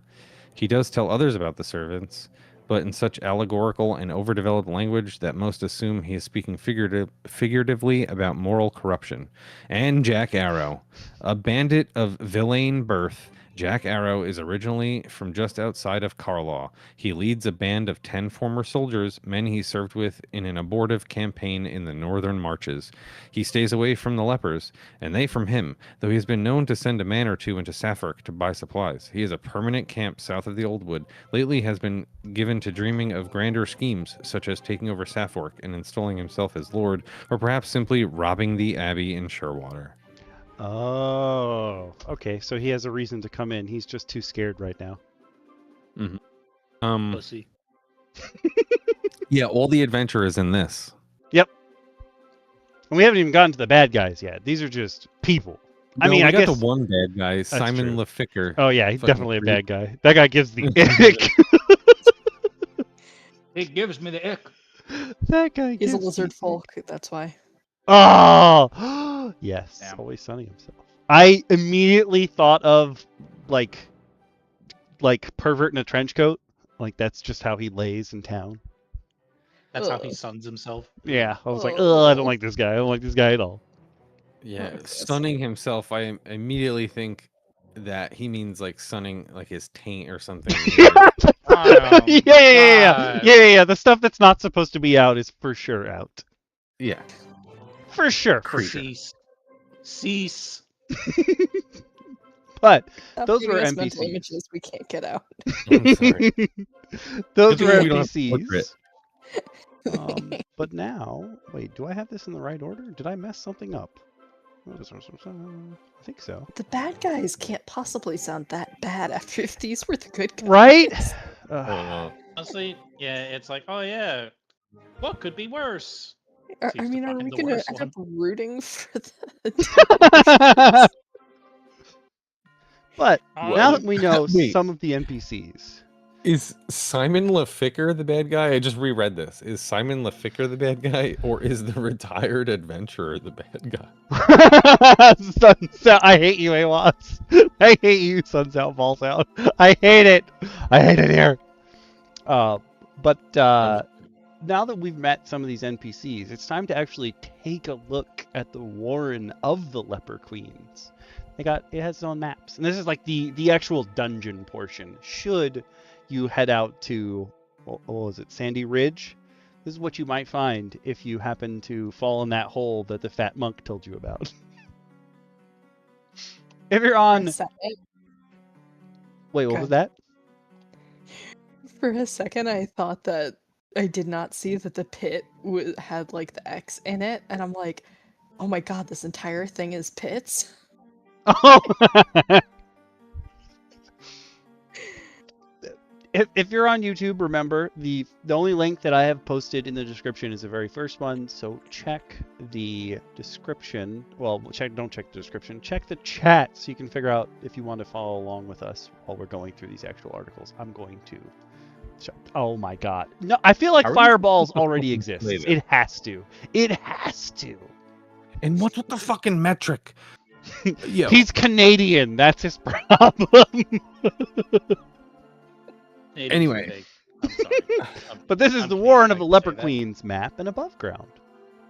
How do you play this? How do you describe this to your players? Describe this. Start at room 1 and say, you come out of a shaped chamber and you go into a shaped hallway. And, dude, what the fuck? Oddly testicular. So there's surface access on map 1, meaning we said Hamhocks had found one entrance. There's many entrances. I'm counting 1, 2, 3. Well, remember, 4. he knows of one. We don't know which one. Yeah, there's 6 total. That's a lot of different So entrances. then what you can do is you can roll a d6, and that's which one he knows about. Yeah. And there are secret passages as well. I like that, especially the way this is drawn. Also, I've never seen someone design a map quite like this. Like they took the grid and then like erased where they wanted you to be able to pass through the grid. Usually I see people draw on it. Interesting. Yo, this is an unusable map for me. Yeah. Tell us about it. He says it's comfy and cozy. It makes no sense. He's allowed to be wrong in his own How do you describe this? You're looking at a chamber, and there's a way out. It's rocky and irregular. That's all I got for you. You could have made it boxes, and I'd be like, it's rocky and irregular. I don't know, gang. He does have some. This particular blog post, he did make it with a random cave generator actually, but I've never seen them drawn quite like this. This is interesting. But he does have finding and entering the Warrens, which is probably the most important part, I guess, because they're not easily found. Not easily found or described or understood. He does have a separate little shtick for each and every one of the entrances, though, which is nice. Probably pretty helpful. But it does say if you are a cultist or higher within the servants of Asafak, you know how to get in. Interesting.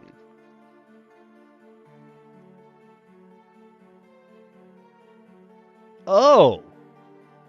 Okay, the first entrance, the leftmost in Area 1 on Map 1, is a spacious 5-meter vertical shaft dug next to a distinctive lone pine tree.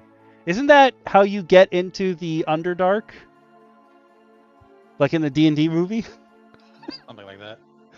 It's covered by a disguised but unlocked trapdoor and has a crude mounting near the top for crates to be lowered down. Oh! PCs with specific directions can make perception checks at plus 30% to spot the tree and find the entrance near its base.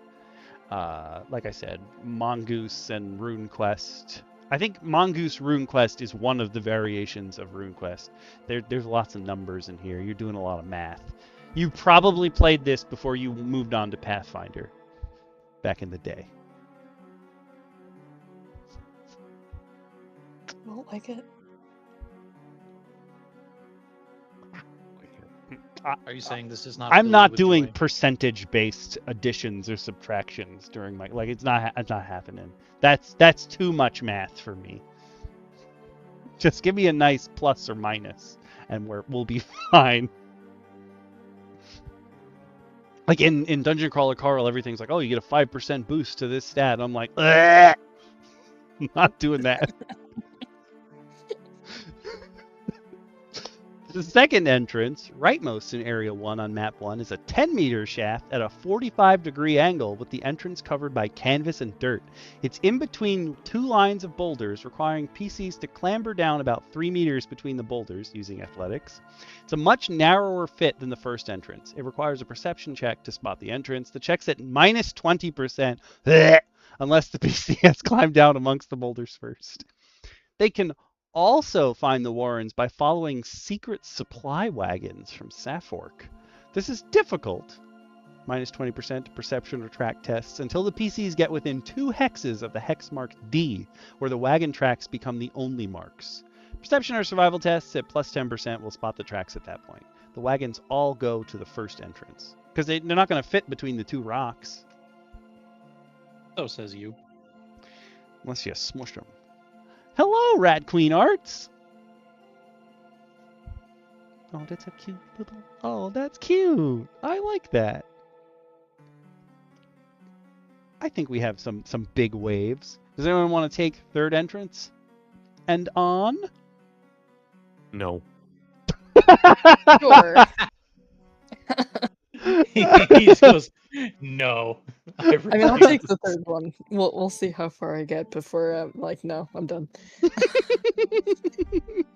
third entrance is known to those cultist rank or higher, but will not be mentioned by them under any circumstances other than magical compulsion. Why? What happens at the third entrance? Cultists are taught to strategically reveal the first 2 entrances if they must, but to keep knowledge of the third secret at all costs. I mean, they could just not tell them where the third one is. I love that, man. If you get tortured, you can tell them about these 2 entrances, and that's fine, and then they'll give up. I also like the idea that you could be tortured and give up this information, and because you've given it up, your torturers might just be like, oh, yeah, sure, thank you. You've given me the information I wanted. Yeah. Yeah, they're definitely going to say that. I literally, hate to bring this back up, but I just read this fantasy book, and one big chunk of it involves, interrogation and, torture. And the idea that that's how they think it's gonna go is fucking hilarious. Anyway, go on. They are capable of phrasing their responses so that they appear to satisfy truth-discerning magic without mentioning it. Example, question. How many entrances are there to your base? Answer. The first entrance is by the crooked pine tree. The second is in between some boulders. Silence. Silence. That... No, that doesn't actually answer the question. Yeah, it doesn't answer the question. No. If anything, they would say multiple, and then tell you first and second. Yeah, I mean, there also no interrogator with half a brain is gonna go, oh, there must only be 2. Yeah. You didn't answer the question. Yes, I did. Yeah. I answered it in my own way, beats the shit out of them. Yeah. Aha! What I did. Outfooled you! Punch, punch, punch. Oh my god, this is like Men in Tights. Yeah, it is. The third Grim entrance, Dark Men in Tights. the third entrance is used for the transport of prisoners into the Warrens. The entrance is canvas covered with dirt and is in the middle of an extensive thorn bush. Okay, just bear with me, all. Logically, if you're transporting prisoners into the Warrens, Bring them to the bush. like, wouldn't you bring them to one of the less well-secreted entrances? So Yeah, that I would bring if them in the they front door, escape- honestly. I would So if throw I them ask between the you- rocks, if anything. Can I ask you a very honest question, Lacara? Yeah. Why are you trying to make sense? We don't do that. All right, Awas, that's pretty know good. what? I'm not gonna lie to you. That's pretty good. Maybe we don't have the full context. Maybe these are secret kidnappings. So they have this is my secret kidnapping receptacle hole in my extensive bush. I bring all your prisoners. I have- Receptacle hole. Yeah, I'm getting the I- impression that they're bringing people to the wives and using them for seed, and then they die. What? Like that's Say this again? I'm getting the impression they're just bringing people to the brides of Asafak and like making them sire and then killing them. So like they don't really care how much of the bush they get trapped in or how much Making them damage what? they've taken. We're missing out the entire context of Yeah, making them what? Making them what? So because Sire? it's brides, they're bringing people to their brides. You'll learn in a later article. Wait, the later What? article is More? going to tell me that they're kidnapping people to R-word them? That's what I'm assuming because they got to bring them to the brides. Dude, so it was a human whistle, not a dog whistle. Yeah. I heard a whistle sound. Mm. Oh my god. You did. That's fucking insane. Oh god. It gets so much worse near the bottom. Oh my god. No, I, it doesn't. I don't Where know are if you I'm reading? right. I'm just assuming because I scrolled past and saw they bring people to the brides. That's my guess. It gets worse. It gets so much worse. Okay, bring me to the brides. Let's go. This is the 70s apparently. Good god, this is not PG-13. It's grimdark. Okay, Good entrance hour. is canvas. You know, I think Grimdark has limits. No, it doesn't. Ah, It goes way dark and way grim. way dark and way grim. Is that what you just said to me? Did. Yeah. The entrance is canvas covered with dirt and is in the middle of an extensive thorn bush. One extensive thorn bush. Now I'm picturing this like one gigantic. That's my extensive bush. It's got my kidnapping receptacle hole in it. Come Like on. kidnapping receptacle. I need you to cease. PCs must make a persistence or resilience check at plus 10% to clamber through the thorns despite the pain and hindrance of the dense cluster of brush and thorns. Failure means they're entangled on a random location as if the plant had attacked them until they It's the can make a Whomping Willow. brawn roll to break free. I mean, This they seems care? so inefficient. why are they trying so hard to keep people out of where they bring people in against their will anyway? That people get Man. stuck on. You're making sense here. I can't even picture this hole in this bush. I'm just imagining if you're trying to keep it quiet, just like when somebody gets stuck in the bush. Thank you. When somebody gets stuck in the bush, they're gonna yell. Like you're not keeping it quiet. They're stuck. They're getting stabbed by thorns. No, come on. They're getting like black bagged and they have like they're like unconscious, the prisoners, right? Oh well, I they're don't know. unconscious based on the next paragraph. That's for I sure. don't know about that. Wait, Oh god. A critical Oh. fumble will cause them to take 1d2 points of damage to a random location. What do you mean a random location? Do they teleport? groin. Groin. The entrance is a 10-meter vertical shaft with a ladder on the side. Prisoners are typically thrown down before their captors climb down, and many have broken legs or at least sprained ankles from the fall. You're gonna have more than a sprained ankle getting thrown down a 10-meter shaft.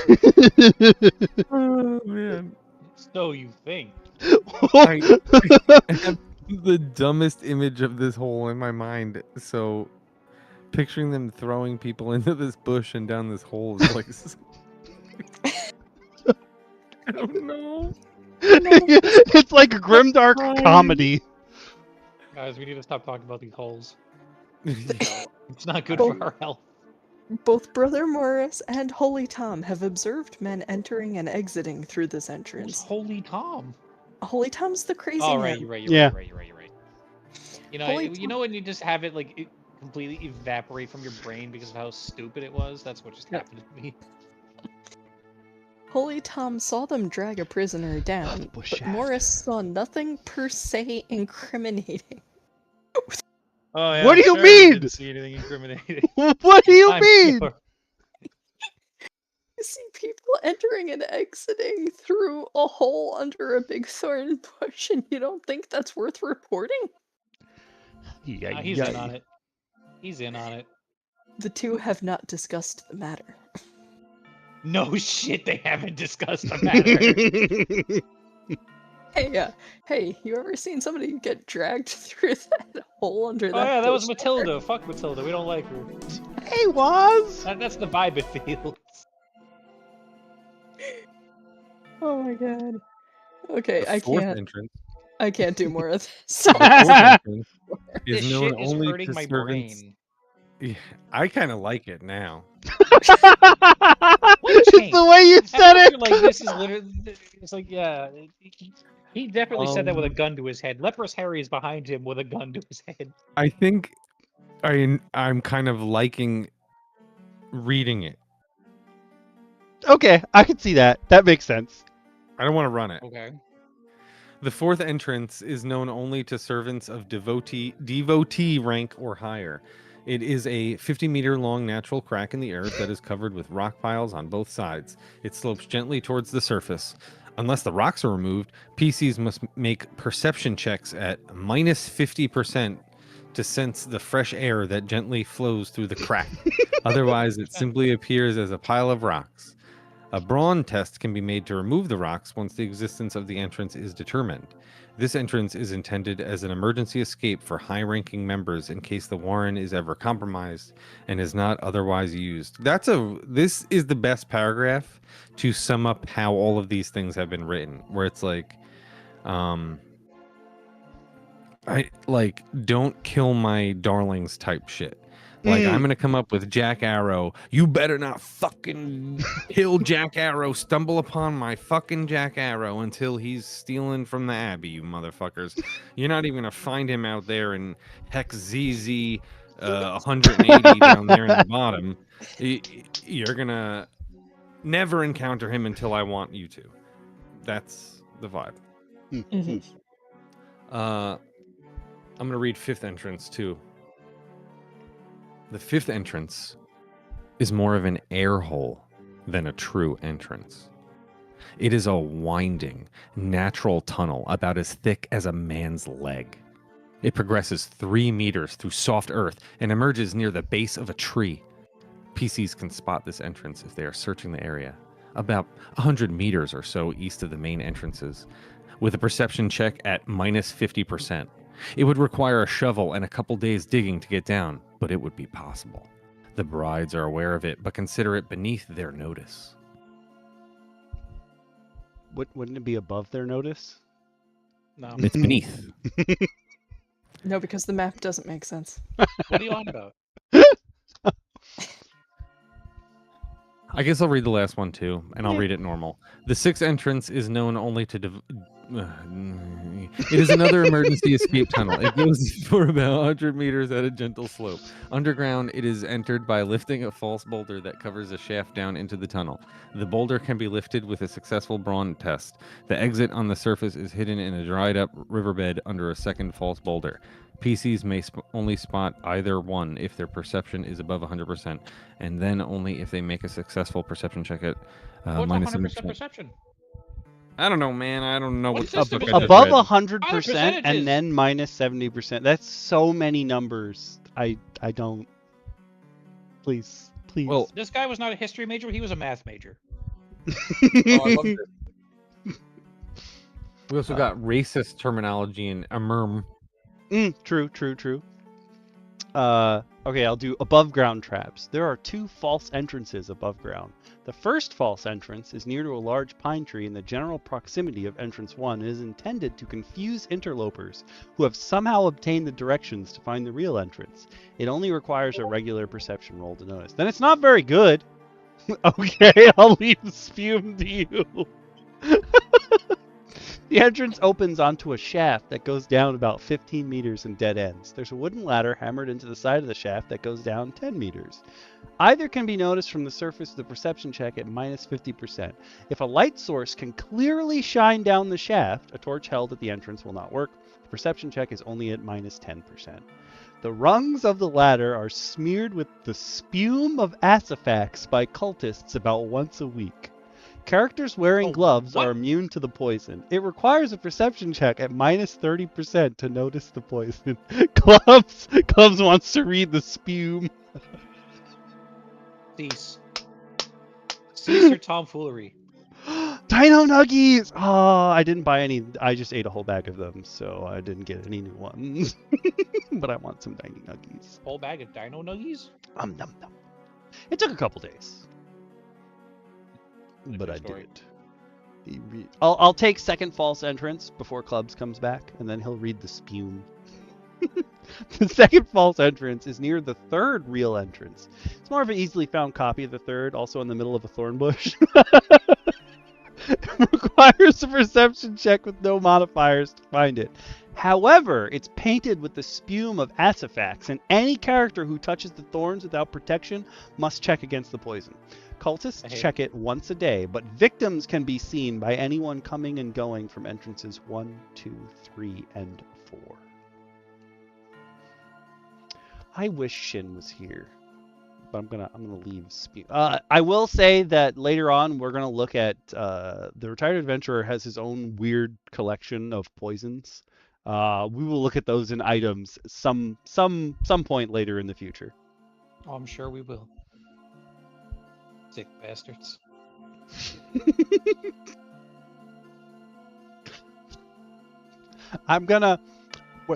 We're gonna leave spume for Clubs, but there is more. So many more. No, there's to acknowledge it. Basically, the spume is the demi-plane of sludge, isn't it? Isn't it? No. No, we don't acknowledge you. The demi-plane of sludge is so much cleaner. It's self-cleaning. Yeah. Ooh. But speaking of the demi-plane of sludge, it's true. Since Shin is not here to do his introductory part, I'll have to soldier on without him. People, friends, countrymen of the wacky world we inhabit, hit the buttons. If you have money, hit the buttons that give Okami money. Where there's YouTube and Twitch and the thing Patreon and other things whose names I will apparently never learn. And if you don't have money but wish you did, like most of the rest of us, then hit the buttons to like, subscribe, share, all that good stuff, like Awaz did. Awaz hits all the buttons pretty much every week. Every single time. And if you like goofy, silly D&D themed, goofy merchandise, we have a Redbubble shop, so go check that out. And there's a sale right now, up to 40%. But I think when it says up to, it's only on stickers. I think stickers is the only thing that's actually 40% off. But there is other deals. We are probably going to end up buying some more stickers to hand out when we run games, because we can run games for you, or we can teach you how to play a game, or we can help you build a character, which we got to do live on stream with Fist a couple weeks ago. I actually have his character sheet right next to me, which I was hoping I was going to get to give the copy. I think you're still in the chat, Fist. I was hoping to give the copy to Jimbo so he could give it to you, but I didn't see him this weekend. I didn't see anyone this weekend. It was supposed to be my group's D&D game, and nobody came. And I was like, all right, cool. Man, I'm sorry. That's okay.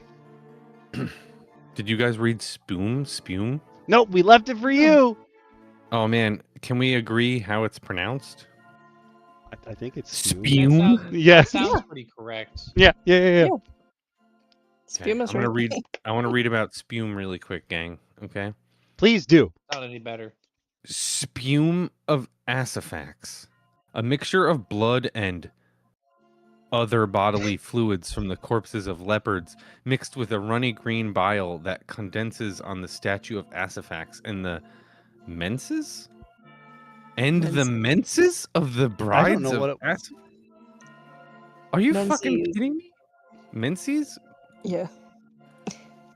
What is that? Is that- oh, is that what I think it is? Okay. Yes, Oh, man. probably. You guys aren't liking this more and more?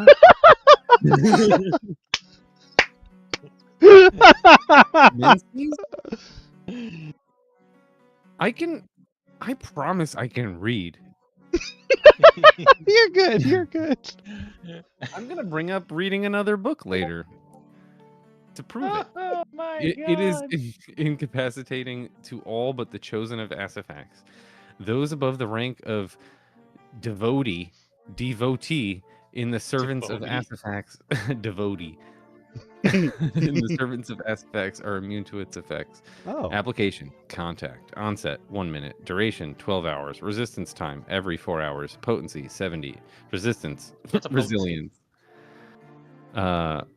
Conditions, agony, confusion, exhaustion, nausea. Antidote / cure, cure poison spell. Cultists check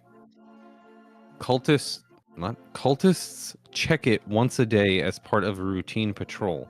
They will use hooks and ropes to drag victims out of the shaft for questioning. Oh, where they apply the spume. Oh, the spume. And Okay. I skipped ahead and read Second False Senders, but apparently they like to cover thorn bushes in the spume, and pull people those through sick them. fucks do. Yeah, that's what they do. 100%. As most sick fucks do. Well said. The second false entrance is near to the third real entrance. Wait, did you guys already read this one? Yeah. We skipped ahead to that Oh. one so we could leave the Okay, spume. gotcha. Never mind. But basically, they like to pull people through the spume. Wow.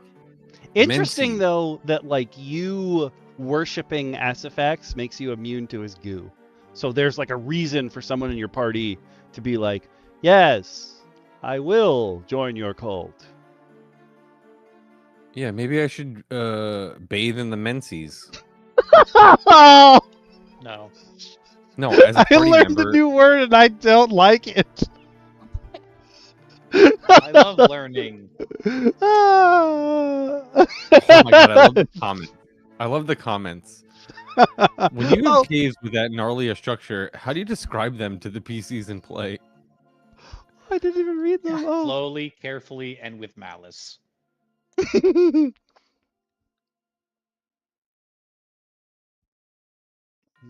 I'd look at it not as a set of corridors, but a single do room that. with a massive ovoid pillar in the center, forming 4 lobe chambers that interconnect in a diamond shape. That is... Gosh. There were so the many key should big say that. words. Yeah. My players would be like, what the fuck did you just say to me? Yeah. I said ovoid menses, motherfuckers. No ovoid menses. Just no. You don't need this. Come on. I'm getting a real idea of who this person is. I'm getting personality, and I don't like it, but it's an experience. The last comment is like, I think this dungeon's intended as the end game of a campaign. I'm pretty sure it'll kill my players if they go into it. I'm like, they're gonna die from 1d2 and spume. What? How?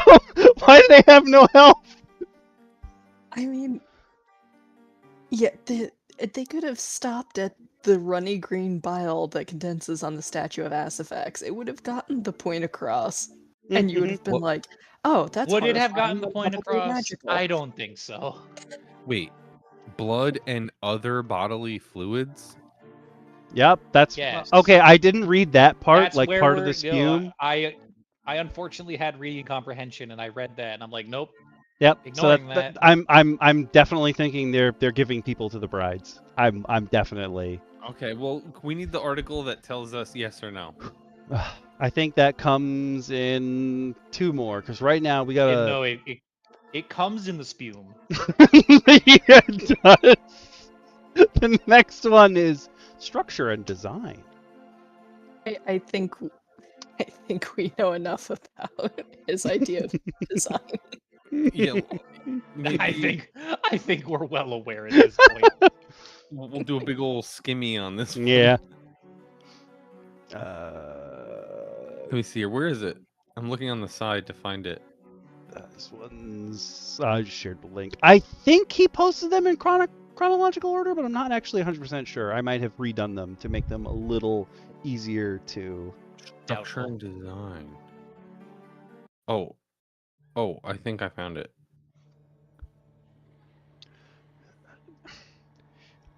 I do. It's easier to be stealthy in these cases. This fume is in my hair. Hey, Lots, no! You gotta clean yourself. Unless you're a devotee. Someone get spume on themselves? Apparently. No. Apparently. Cease. Or some ovoid menses spume something. This is terrible. Okay, so we scroll down later on, and he mentioned something that a lot of people just skip over in their dungeons. The pits in areas 10 and 17 are latrines and dumps. Listen. That's fine. Listen. This is where you put our very own outhouse mimic. Listen, This is where the outhouse mimic lives. But like, he might need to stop. Like, is this supposed to be fantasy? We don't need to hear about the cultists' latrines. Yeah. Oh, but if they haven't been cleaned, they'll give your characters nausea as if they'd been poisoned. Good for them. That's fine. Their secret passages are all similarly constructed and protects. I think it was late. Okay, it was late. No, it was early. Their entrances and exits are covered with heavy canvas drapes, similar to the ones covering archways, but always painted with the spume of Asifax. Oh, I guess that makes sense. Like, you're hiding it behind the thing that incapacitates people, so even if they do try to get it, they just and then they fall over. Don't give him that. Don't give him anything. Imagine somebody like blithely managing to stumble past all of the poisoned entrances and then hitting the latrines and being like, nope, this is what I can't take. Yeah. Oh no.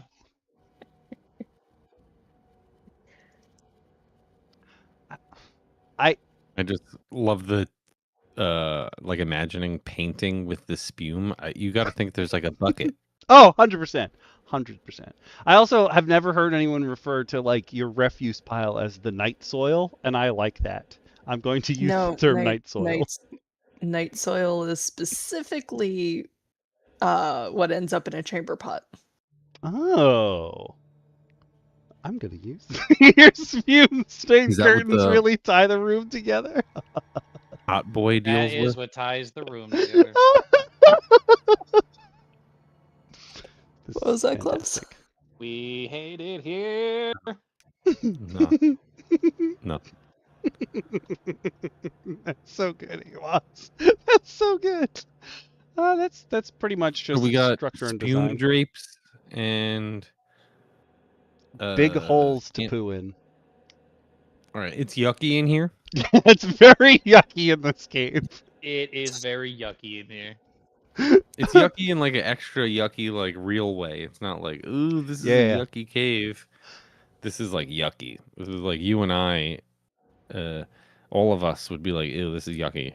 And now we finally get to the servants of Asifax. We can finally learn what these freaks are up to. I think we know. I don't know what you're talking about. I think we can get an inkling.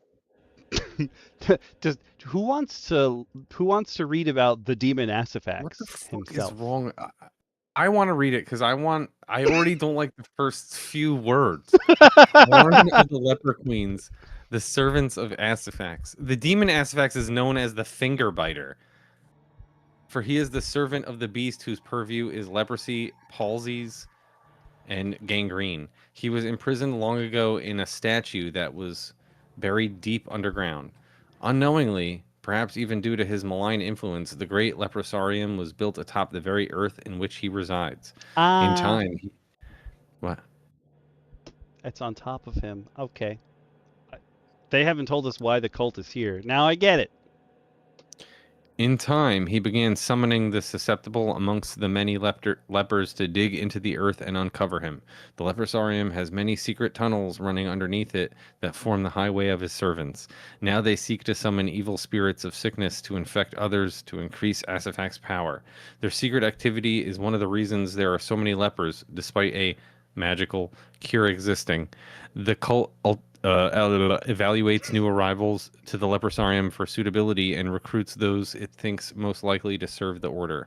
The upper ranks of the cult are entirely female, the brides of Asifax, and when he emerges to rule the earth, they will be the beautiful and feared mothers of demonic princelings. The Dombatian Brotherhood has heard dark rumors of the cult existing, but has not yet managed to find proof of their existence. Ah.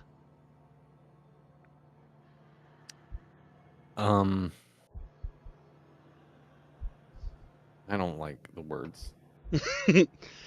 So Finger biter. this next section is if you want to worship this particular god. This is what you get if you become a worshiper. It is. You can make fetishes.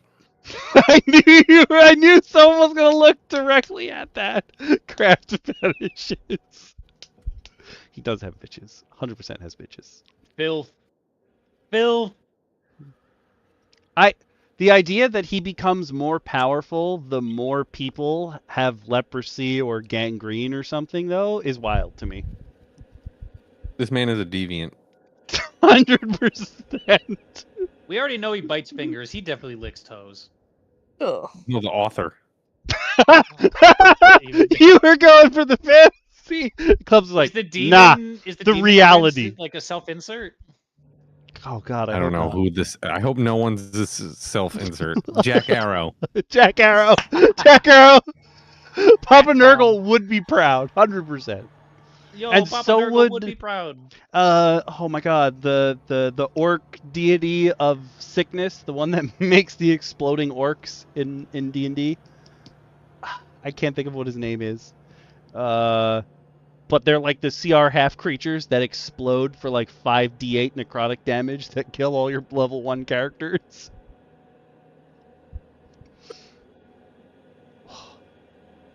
Oh, okay.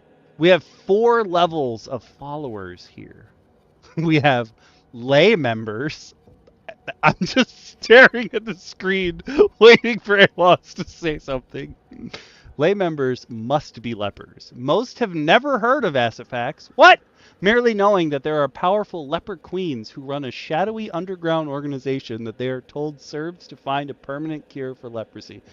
Okay, if they didn't add that last couple words, I would have been like, oh, they're just deviants. These are just leper deviants. No, we're not there yet. Keep going. Oh no, that means it exists. Cultists of Asifax must have 5 of the cult skills at 30% or greater. They must also be lepers. I like that that's an addition. They must also be lepers. Followers are aware of the existence of Asifax and gain some idea of his goals. They may be members of either sex. Okay. Devotees. Only women and the sons of brides may rise to this rank in the cult. Devotees of Fingerbiter must dismember a living leper, usually a non-cult member, and feed the pieces into the great pool of miasma at the heart of the hidden temple of Asifax as proof of their loyalty. They Could have been spume. It could have been you. They must possess 5 or more of the cult skills at 50%, 2 of which must be spirit binding and spirit walking. They must summon and command a leper spirit as proof of their competence, or they will serve as a sacrifice upon the elevation of another devotee. Oh. Is the leper spirit the same dude you ripped apart? I don't know, but leper spirits could have been a thing in the map page where it's they're attacked by leper spirits here. Oh, maybe the haunted ghosts are leper spirits. Sorry, Maybe. the haunted castle thing are leper spirits. And then the brides of Asifax. The highest level of the cult is composed only of women. They must possess 5 or more of the cult skills at 85% or higher, 2 of which must be spirit binding and spirit walking.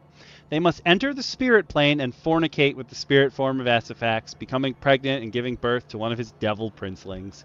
Brides of Asifax are cured of their leprosy and have any stat loss caused by it restored. They're immune to it in the future, save if Asifax withdraws his protection, but still retain the appearance of lepers to non-members of the cult. Interesting.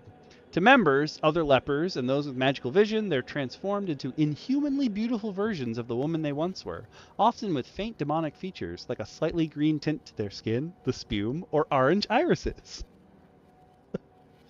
I agree. You Just know, be a necromancer. If you I want to agree bind a with Trey right spirit, there. A lot of nice detail there.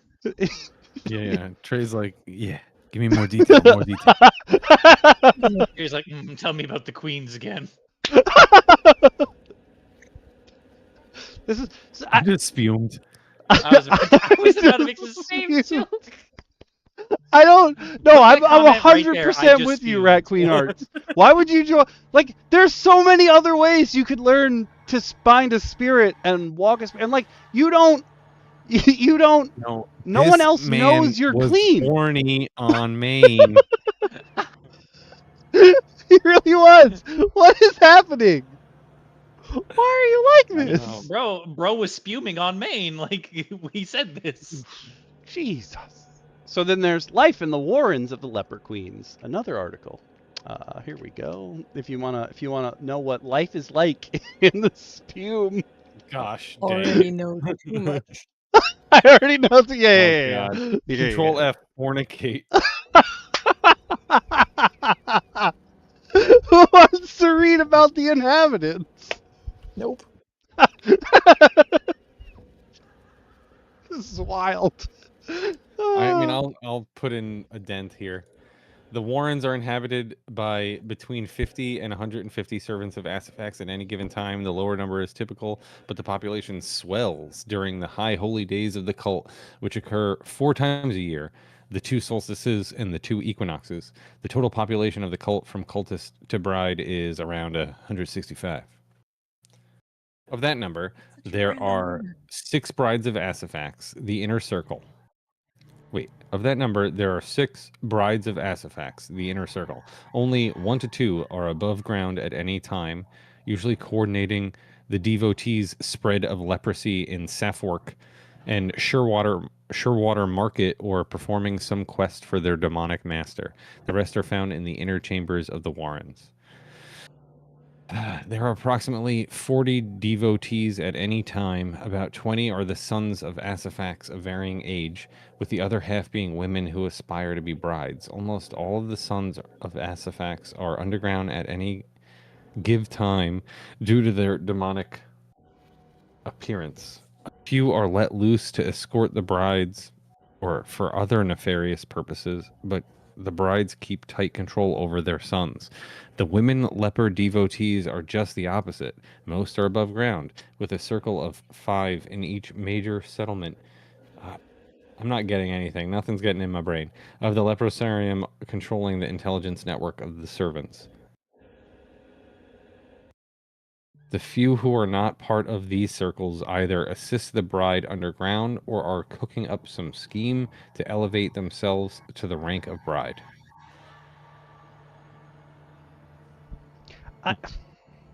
What?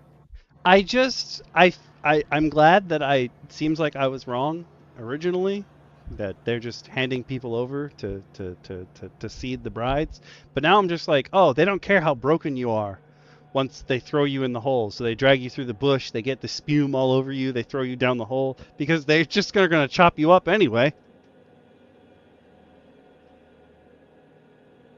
That is how it'd be sounding, yeah. Yep. Smells like the manosphere. What happened? Fizz said it smells like the manosphere. Yeah, kind of. All that Yeah, spume. Interesting. I don't want to say devotees anymore. Okay, I just scrolled to the bottom of this section. PCs attempting to infiltrate the Warrens will typically face a force of about 4 brides, 22 devotees, mainly their sons, and 30 cultists, unless they've raised an alarm or alerted the cult, in which case the number of cultists will double to 60. But We haven't seen their stat blocks or anything yet, but that sounds like a lot of people. Yeah, well, the thing is, like, that's sort of the thing about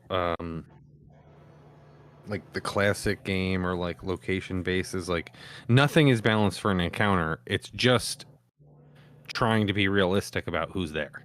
Mm. Right? This is their forces. There's 140 people there. Yeah, the party are only 5 people. How are they going to deal with that? Well, you know, they're not, or they're going to find a way to. Right? It's not. There's no such thing as a combat encounter. It's what the PCs decide to do with the encounter. Right? Like, That's true. so if you're playing that kind of game, then this makes sense. If you're playing a game where you have to like set up actual combat encounters, then that's what you pull from for each encounter, and you try to spread them out into like 5 here, 10 there, you know, whatever, you know. But I think it's doable. I also realize Depending on the level. you're on top of a god, so Yeah, that's the one like powder keg type thing going on, and Jack Arrow. there's a whole section here on schedules, so you know like what people are doing at certain times of day and how often sacrifices happen. I wish more adventurers would have this particular section. I don't need Yeah, that's good to know. incredible detail, but just tell me like, oh, my players have X amount of time, whether they know it or not, before the next sacrifice happens. I think that's helpful.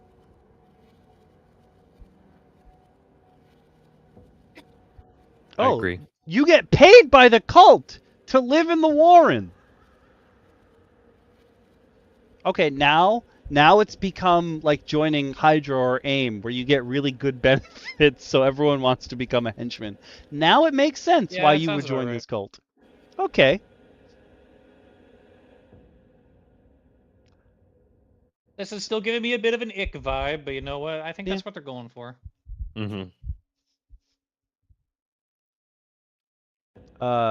I can tell you that the retired adventurer, he says at the bottom comment that he's planning to publish it as a short module when it's all written up. Most of these articles are from 2012.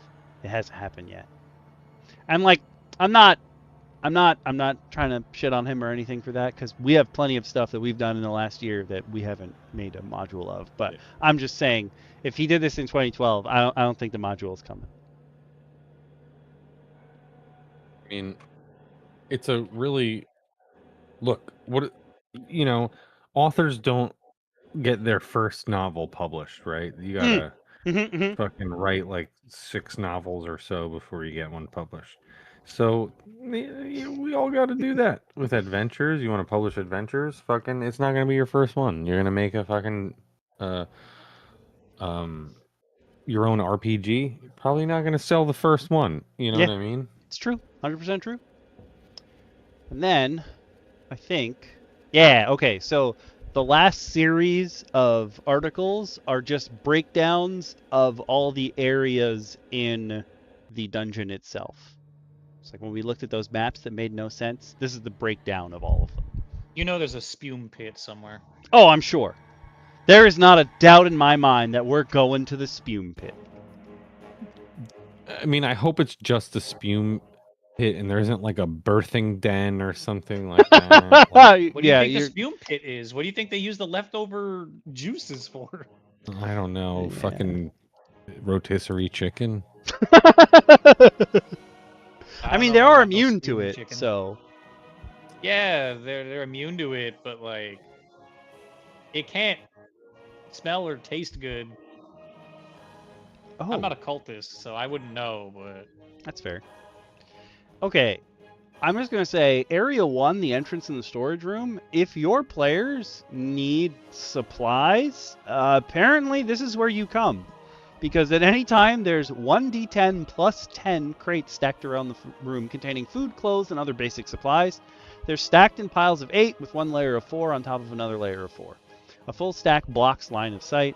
There's also 1d10 plus 10 55-gallon barrels containing fresh water, wine, and oil. 50% chance of water, 25% of the other two. We don't care about what oils they're on. And then you get piles of rags, food waste, and other garbage ready to be brought above ground and discarded. At least they're trying to be clean. Oh, they're not. Don't give them this. There are lanterns resting in alcoves, so it's lit up too.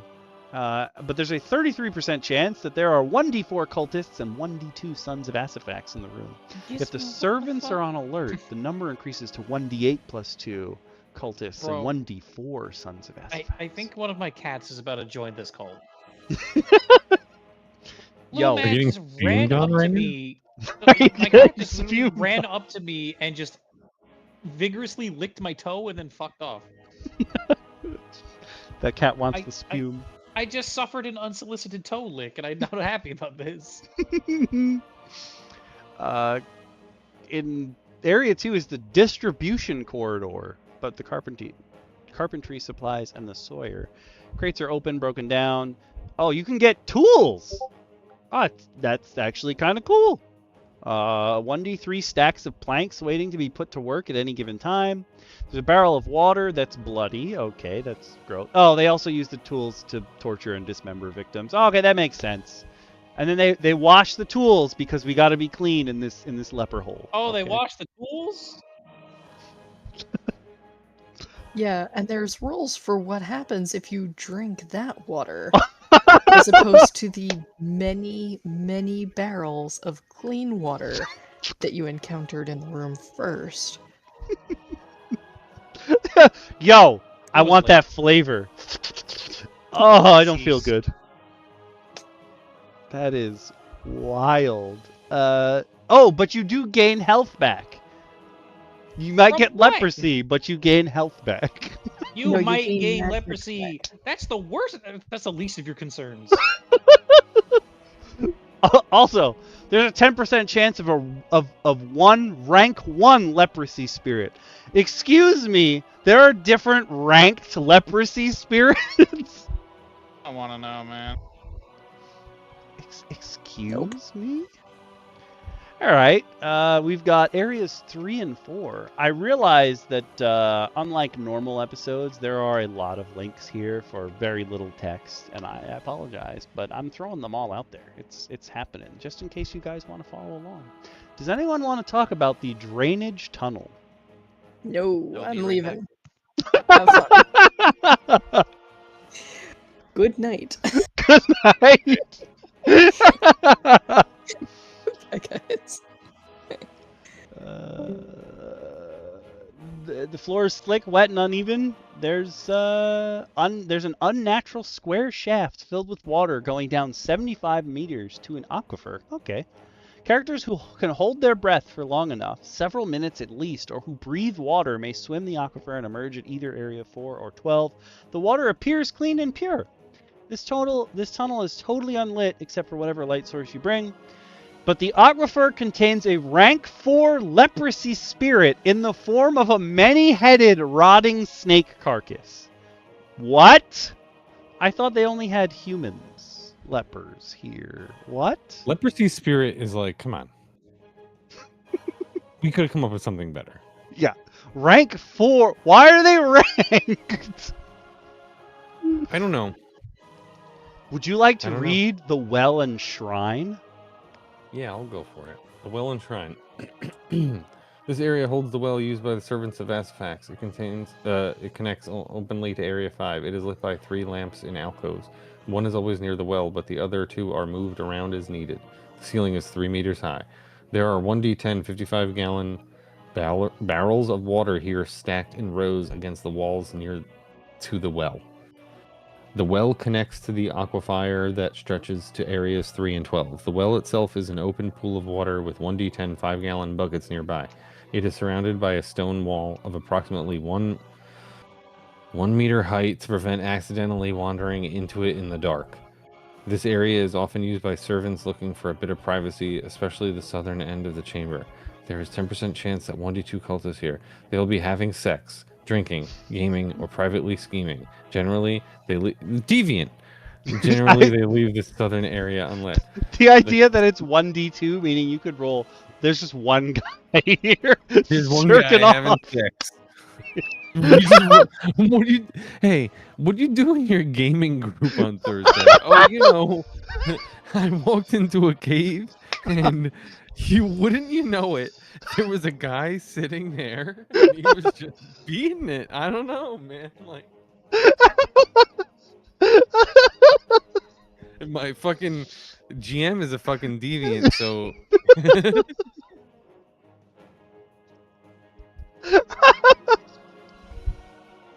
I like this. I like the idea of them privately scheming. So there's just like a guy in the corner, like, yeah, I gotta do this, and you're like, what is wrong with him?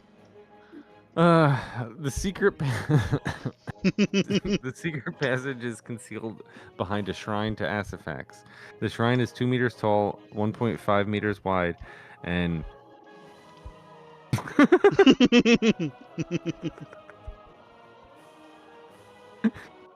oh no. 0.5 points. I know you meant 0.5 meters, but I was drinking when you got there and started giggling. I almost spit my water out all over the table. Yo.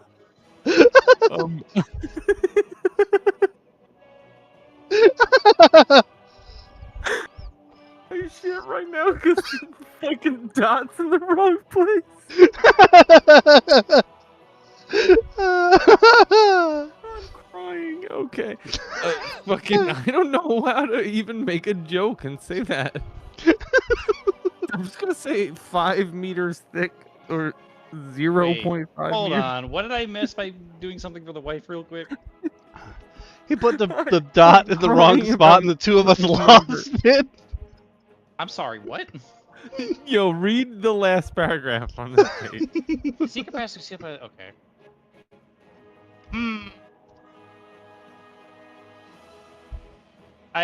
The joke writes itself.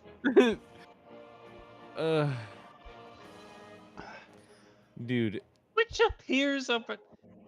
Dude, no. It writes itself. Dude. It It's insists just upon the itself. numbers. 2 meters tall, 1.5 meters wide, and... And 0.5 meters thick. It covers the drape. I wish I had as much confidence as you did. You like paused. And I was about to spit out my water. It was fantastic. Because I see 0.5 point meter. Yeah. And yeah, I could tell you were trying to work out in your head what that would. You were like, huh?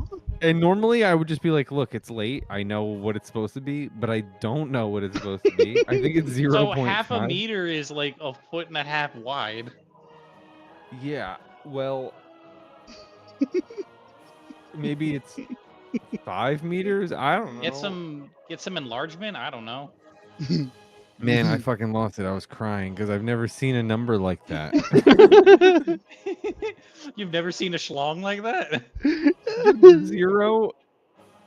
Oh man. Listen, it's a statue of Zero their and that like, little dot. leprosy sex god. Like, give him some slack, bro. Dude, there's something so interesting about like It was the late. leprosy. You know, you can get leprosy. That's fine. I get it. Then you can also join the cult. Fine, I get it. Then, if you're a girl, you can also being a ghost if you like. I don't know if you want to. It's my RPG, so if you want to, it's my RPG. If you want to bang a ghost, of course you can. You This is know. really a guy who wanted to make his own fucking Nurgle. I don't know. I can't help but think like this guy just needs an outlet for this. He needs an outlet is wild. I hope he watches this stream. The dude is very... The dude is a sick fuck. No, I don't know if he's a sick fuck, but he's having a hard time not getting spicy about it in weird ways. He's got... Who else Listen, do we I know that mean, writes I'll about give him this. spume? He went big and he went home. Like, It's true. respect for that And at he went least. home covered in spume, that's for sure. Because there's a deep bowl in front of the statue filled with his spume. Do you think his universe has a spume rag? Yes, 100%. A spume sock. Oh, I hate that inside the bowl that's filled with spume, there's also 50 plus 1d20 silver pennies. What? You know someone's reaching in there like, let me get that. And then they're like, ah, leprosy! Oops, all leprosy. So now we move on to areas 5 and 6. This is turning into one of the worst adventures ever. And not even like written worst, just worst. Like, oh no. Who wants to read? 5 is fine. I just read the name of area 6. The den of the.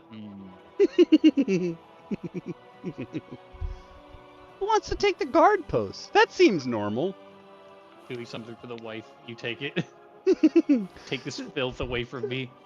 This area is a natural stone cavern the cultists have expanded over the years. The ceiling's about 4 meters high. The area is lit by 3 lanterns. One is stationed near the connection to Area 4 on the ground. Another is next to the warning bell, so it can be easily found. And the third is typically held by one of the guards. Oh, okay. The cavern's relatively empty except for some chairs for the guards and the warning bell. The bell is a head-sized large bronze bell with a rope connected to its knocker. Anyone may ring it using a single CA. Is that a call to action? This will alert anyone in areas 6, 7, and 8 that intruders have penetrated the warren. The area contains 1d4 armed and armored cultists who stand on guard against intruders. They are supervised by a single son of Asifax. The exits to area 6 and 7 are draped and covered.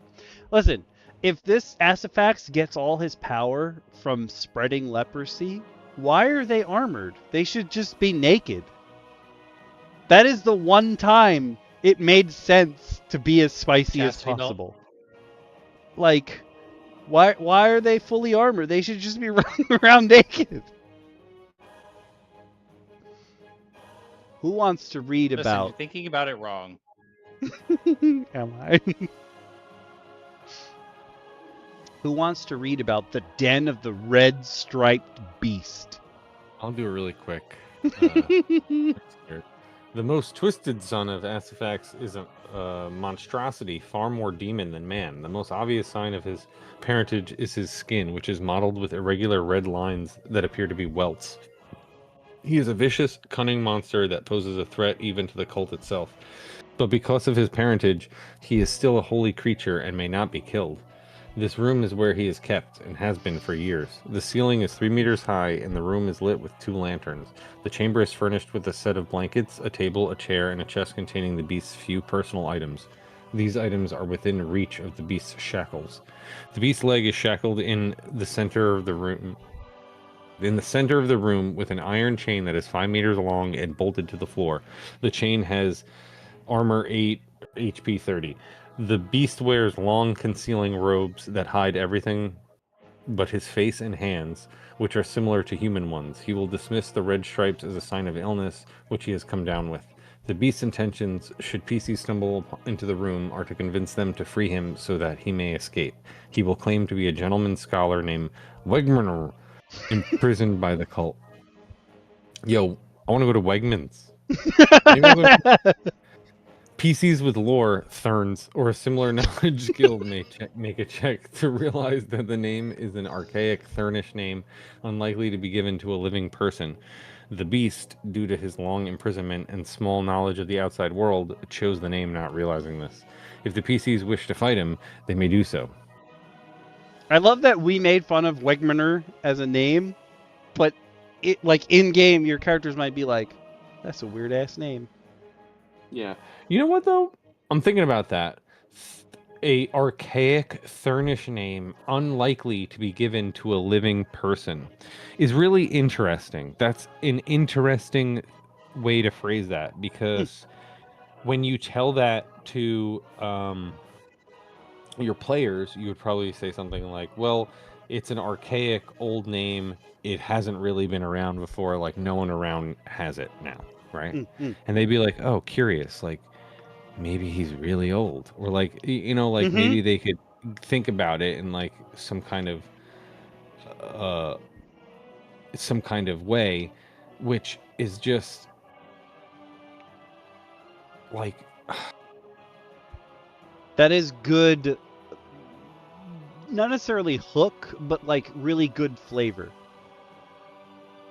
right, but It makes they your make a players knowledge think. check to realize that the name is an archaic Thernish name. But once you put it with the check like that, it makes him more suspicious. Yeah. Like if you just say if the player's like, wow, weird name, and you say, actually, it is a pretty weird name. It's an old fucking name, and it shows up in like old stories and myths or whatever, but like no one living really has that kind of name right now. And they can come up with their own conclusions or whatever. But this, by putting it behind a check, is like, yo, there's something here. You should probe this. Like, keep going. And it's sort of like how a lot of these, I don't know. It's very interesting. Would you not make them check? You just like look at their stats, or like So send like a DM? in my game, when we first started the game, we had ability check, so like strength check, dexterity check, that kind of stuff. Then there was also saving throws and skill checks. And skill checks are specific skills, so like survival or fucking tracking, right? I think someone has a tracking skill, something like that. Or like thieves have like a stealth skill. But I've since done away with ability checks. We don't have ability checks. Basically, if something is up in the air because we're unsure if they'll be able to complete it in the quick amount of time, or because they're being like challenged to complete it by someone, right? Then we'll come up with a roll. We'll come up with something, but there's no default check. There's no default, I want to jump over this, like let me roll a dex check. That doesn't exist. If you have the time and there's no consequences for failure and you're not being pressured or whatever, then you automatically do it, man. Like it's fine. You get over the wall. If Okay. you are not being chased and this thing is not right behind you, we don't even need to worry about it. So the default is there's no check. If we need it for whatever reason, we'll come up with something. Okay. Right? Like it'd be like, for us, we do the simplest check in the world, which is D20 roll under. So if you have like, I don't know, 12 strength, you just roll a D20, and if it's a 12 or under, you succeed. Okay. If you have a 16, if it's a 16 or under, you succeed. So there's no DC. It's just like your ability score is the DC itself. So if I really need a dex check, or if I really need a something, I could do that. I really don't want to. But yeah, there's no default ability check because I don't want that to be the default mentality. I want like what the fiction of what you're doing to be the default mentality. That makes a lot of sense, because like That makes sense. when you have characters who are higher level, like in tiers 2, 3, or 4, what have you, when they go to do something that their character's supposed to be good at and they roll for it, there's still a chance they lose. And if it's something super simple that their character's been doing the entire campaign, it doesn't make sense. Yeah. When the the group is in town and they're not doing something that would get them like caught if they failed or hurt, or if they're not trying to do something quickly, like if they're just like, hey, I got the whole rest of the day, can I get this done? Like, sure, you don't need to roll me a fucking whatever check. Like, you take the whole day and do it. Like, that's fine. It makes sense. Yeah, if you're in the dungeon and you're trying to get through a doorway before the enemy, well, I got to roll for that. We got to roll. It's an initiative roll, by the way, but we will roll off for that. We don't need to say you just do it. That makes sense. So, I'm also realizing because sorry, go on. I was just saying he gave AP and HP for the chain, but not for red striped beast. I think there's got to be like some kind of I don't know what system he's using, but it's very heavily homebrewed, right? Like He wrote this for RuneQuest 2 and RuneQuest Legend. well, then never mind. I just don't know anything about it, so I don't know how monsters even work.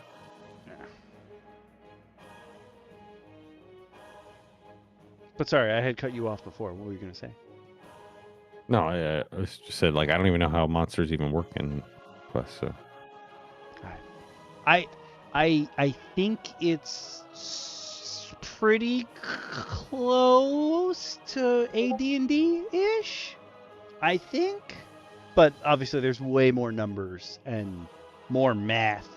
Gross. there's like hit locations. That could Remember very well that. be too. You get your arm cut off or some shit. Sweet. I feel like the people who grew up playing RuneQuest AWAS are the people who play Pathfinder now. I get that impression. You get that vibe? Yeah. I'm sure there are people Or who like still play AD&D. RuneQuest though. Just like there are people Yeah. who still play AD&D and what have you. Yeah, I think people are fans of Glorantha, right? Isn't that the world where RuneQuest takes place? I don't remember. Is it? Maybe not. I have no idea. Don't fucking quote me. Now that I said it, I'm probably... But yeah, as fucking downright silly as this has been, I actually got to run. But damn, I was fucking crying for a second there. We had a good fucking stream. This was fantastic. That was My great. brain hurts from this stream. Why are you doing this to me? Well, And it's not over yet. We have actually the Well, next. I do gotta run 5 later. Bye. The next 5 are just one area each, so let's try to zoom through. I was them. gonna say I sadly need to bounce as well. Okay, I will knock these out and run the poll. But thank you all for Proud joining of me. you. Ta-ta for now, fellas. Bye. We're gonna move into Area 7 on the map. So this is the outer church. This is where the cultists come to pledge allegiance to Asifax and to hear the brides preach and prophecy. Oh, I don't like that.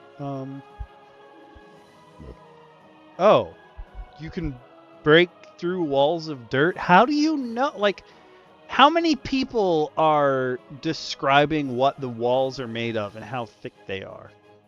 Like I don't know if I'm telling my players like this wall is 6 foot thick, kind of deal. You know what I mean? Or 1.5 foot thick. Like my players would have to interact with it for me to tell them. Like I would tell them the wall seems like it's made out of dirt, but I wouldn't tell them how deep it is. They'd have to interact with it first. Hey, cause why? Okay, if you have stone cunning, I'm telling you about everything. Anything and everything that is hewn, we're talking about it. God, I love stone cunning. Ugh, what a dumb ability that I love. But the only furniture in here is the altar. It was a plinth. It's covered in blood. 4 manacles to hold its victims in place while they're dismembered by the brides. Yay! The altar has a permanent magical aura of fear, which affects anyone who's not a member of the cult. Non-cultists have to make a persistence check, or a persistence test, or they'll flee in terror. For the purposes of counter magic, this counts as a magnitude 5 spell, and the aura may be suppressed temporarily through counter magic. The altar itself exudes the poisonous spume, and anyone touching the altar without protection will be affected. Nice. Ooh, you might have leprosy. It's time for you to die, bot. Bang! Get out of here. That's true. If you're describing this narrative in a book, but like I don't know. I feel like that's too detailed. But it also goes back to the You hear a lot of people complain on like Reddit and what have you that are DMs that are like, oh, my players, they want to break down all the walls, and I'm like, I've never met a player that was like, oh, that wall, I'm gonna break it. And I'm like, no. I mean, I'm sure it happens, but I've never actually encountered it.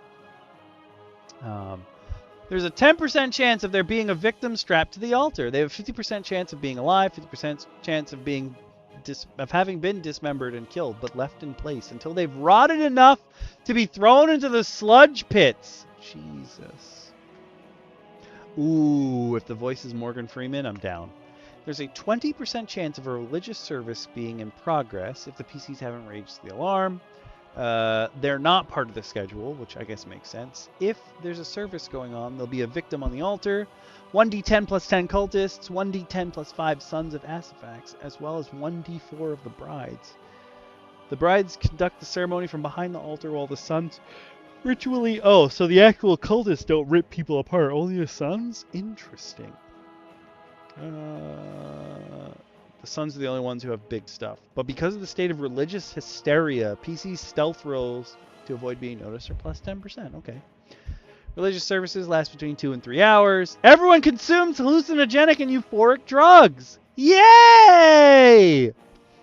Other than the sons doing this remembering. Okay. The victim is accused of committing various crimes. They're then butchered slowly while the brides proclaim the glory of Asifax and his servants. Blah, blah, blah. Once the victim is dead, the crowd is sprinkled with blood while the brides lead the cultists and sons in a blood-soaked... God damn it! Incestuous orgy. Come on. Demons, leprosy spirits, are often conjured to participate. What the... Bro! Stop being so horny on Maine! Just about every taboo an ordinary Moranian might have is violated during this bacchanal. Eventually, the brides retreat, and the ordinary cultists go staggering back to their regular duties. Jesus. If there's not a religious service going on, there's a 25% chance of 1d3 cultists doing quiet devotional activities or cleaning the space. Evil femboys. Jesus. Now we move on to Area 8. Yay!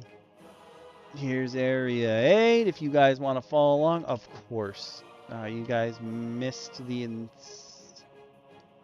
Oh, damn. I'm telling the rest of the DMs. Y'all missed the incestuous orgies. That sometimes leprosy spirits are invited to join in.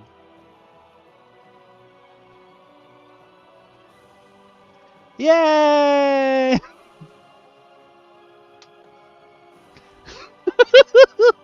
Here's the barracks! Jesus. The bar... It really couldn't. It really couldn't. This is the main area where the cultist lives. 50% chance of there being 1d10 plus 10 cultists if the alarm hasn't been raised. 33% chance they're asleep. 33% chance that they're engaged in training, studying, gaming, or otherwise engaged. They're fucking. Okay, they're fucking. Cultists sleep in groups of 1d6 on loose hay. Interesting. The groups are piled against the walls. There's some cook fires going. The pots can be flung onto a single person as a weapon, doing 1d4 points of fire damage to anyone hit. You can pick up the pots and throw them at people. It's fantastic. Oh, anyone eating it has a 1% chance of contracting leprosy. Why are we even rolling if it's 1%, bro? Training area in the section, unless it's XCOM, in which case everyone has leprosy. Training area is the section nearest to 9. It's separately lit. 1d4 racks of weapons. Okay. Spears, knives, short swords, and clubs. Alright. The floor is covered in several layers of reed mats. What are they, samurai? What is happening? What? A cryptic sentence. How far can a dog go into a forest? What? This is... Okay, sure. Now we're on Area 9. Bum bum. I know, I realize there's so many things that we're going over. There's just so many things. We're trying it. It's quick. Prisoner storage! Yay! Hualung's lamp? What is... I don't know what that is. What is Hualung's lamp? I don't know what a Hualing's lamp is. Can someone tell me what a Hualing's lamp is? Prisoners captured by them are stored here, pushed against one another in piles between the various pillars. There's 1d6 plus 4 prisoners. If any named NPCs are kidnapped, they will be held here unless they're in the presence of the brides. Okay. Typical prisoner has their legs bound together, their hands bound together behind their back, and a gag stuffed in their mouth. 50% chance at least one of the bindings is coated with the spume. That makes sense. In which case, the prisoner will be suffering its effects in the relevant body parts. What? The prisoner's bonds are rope, except for the gags, which are made from cloth rags. The jailer sleeps in the area. Ah, thank you. He's a big, heavily muscled man covered in runic tattoos named Hualang, who takes care of the prisoners until they're disposed of. He has a 50% chance of being in Area 9 any given time, day or night. He's the only lamp in the area, and he extinguishes it when he sleeps. He will remain to guard the prisoners, even if the alarm has been raised. I'm glad you told me who Hualang was, because I didn't know who Hualang was. Area 10! There's only 10, 11, and 12 left, guys and gals. We got this. The latrine and expansion! Yay! The pit is in a latrine, with a wooden platform above it holding bench seating for 8. Yo! That's a lot of pooping spots. Without walls dividing the individual holes, because everybody has leprosy, it's fine. Anyone using the facilities has a 1% chance of contracting leprosy. There's a 10% chance that 1d4 cultists are using the toilets. If the toilets are not being used, a 5% chance that they're being cleaned by 1d6 cultists using shovels and tarpaulins. I've never seen somebody write tarpaulin like out. Always just tarp. The latrine is lit by a single lantern suspended from the ceiling over the center of the latrine.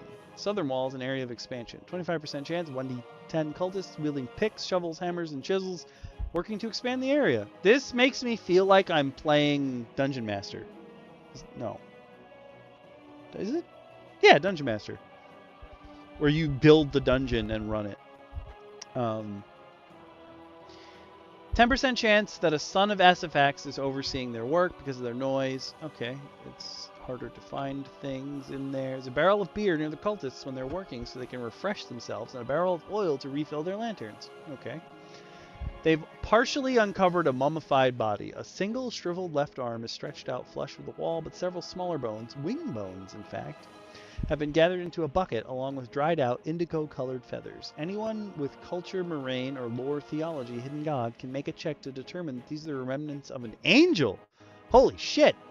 If the PCs have heard the cultists say the name Asifax, those with lore, theology, hidden god, or lore, demonology, can make a check to that establish this must be the body of Kurix, the archangel who bound Asifax. The cultists suspect the body is Kurix, but only the brides know the truth. Anyone bearing a bone of Kurix counts as having the spell Counter Magic Shield cast at magnitude 3 on themselves against spells cast by the servants, himself, and leprosy spirits. A single feather, when touched to a limb affected by spume of Asifax, will instantly cure the affected body part. Each feather is good for a single use. Oh, cool. Oh! You can grab the angel's parts? That's sick. Okay. 3 treasures. It's his skull. Like all angels, he lacks a face, and his skull is covered in blue-black parchment-like skin with a smooth wall of bone where nostrils, mouth, and eyes would be. Kurix's skull can cure any one person of leprosy once per day when it's touched to them. It will also remove all effects of the spume from any person that it touches. The skull is not visible on the wall and is in fact embedded about a foot further into the solid stone. It can be chiseled free without risk given time and the right tools, as it cannot be harmed by non-magical weapons. The skull of Kurix is an angelic relic, and should Father Morris know about it, he will ask the PCs to give it to the Dombatian Order in exchange for a promissory note worth 10,000 silver pieces from the Sesquinard bankers near Harkin. Oh, okay. I gotta tell the other GMs. There's the corpse, or the skeleton of an angel in the wall. Wow, okay. Second is its heart, a regular orb of smoked glass, and is the only organ contained in the interior of his body, under 4 inches of stone. A worshipper of the hidden god who holds it will feel it is comfortably warm to the touch, almost as if it was still alive. It has a definite magical aura that can be detected by anyone using Detect Magic, Second Sight, or Mystic Vision. Anyone bearing it has the effects of Counter Magic Shield at magnitude 6 against Servants of Asphax, and Leprosy Spirits.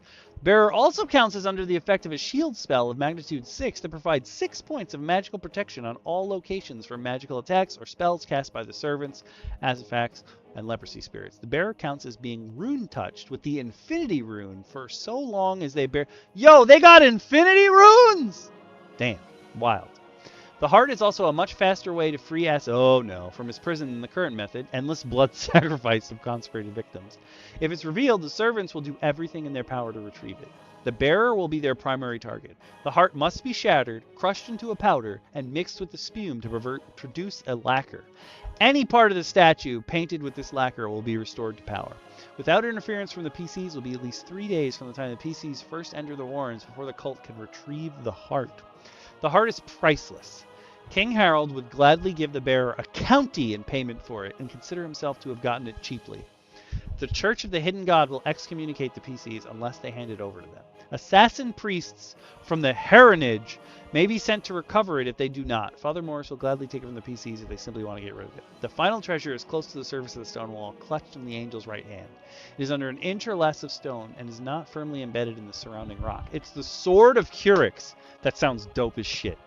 The sword is a war sword that counts as permanently being under the effect of Blade Sharp 6.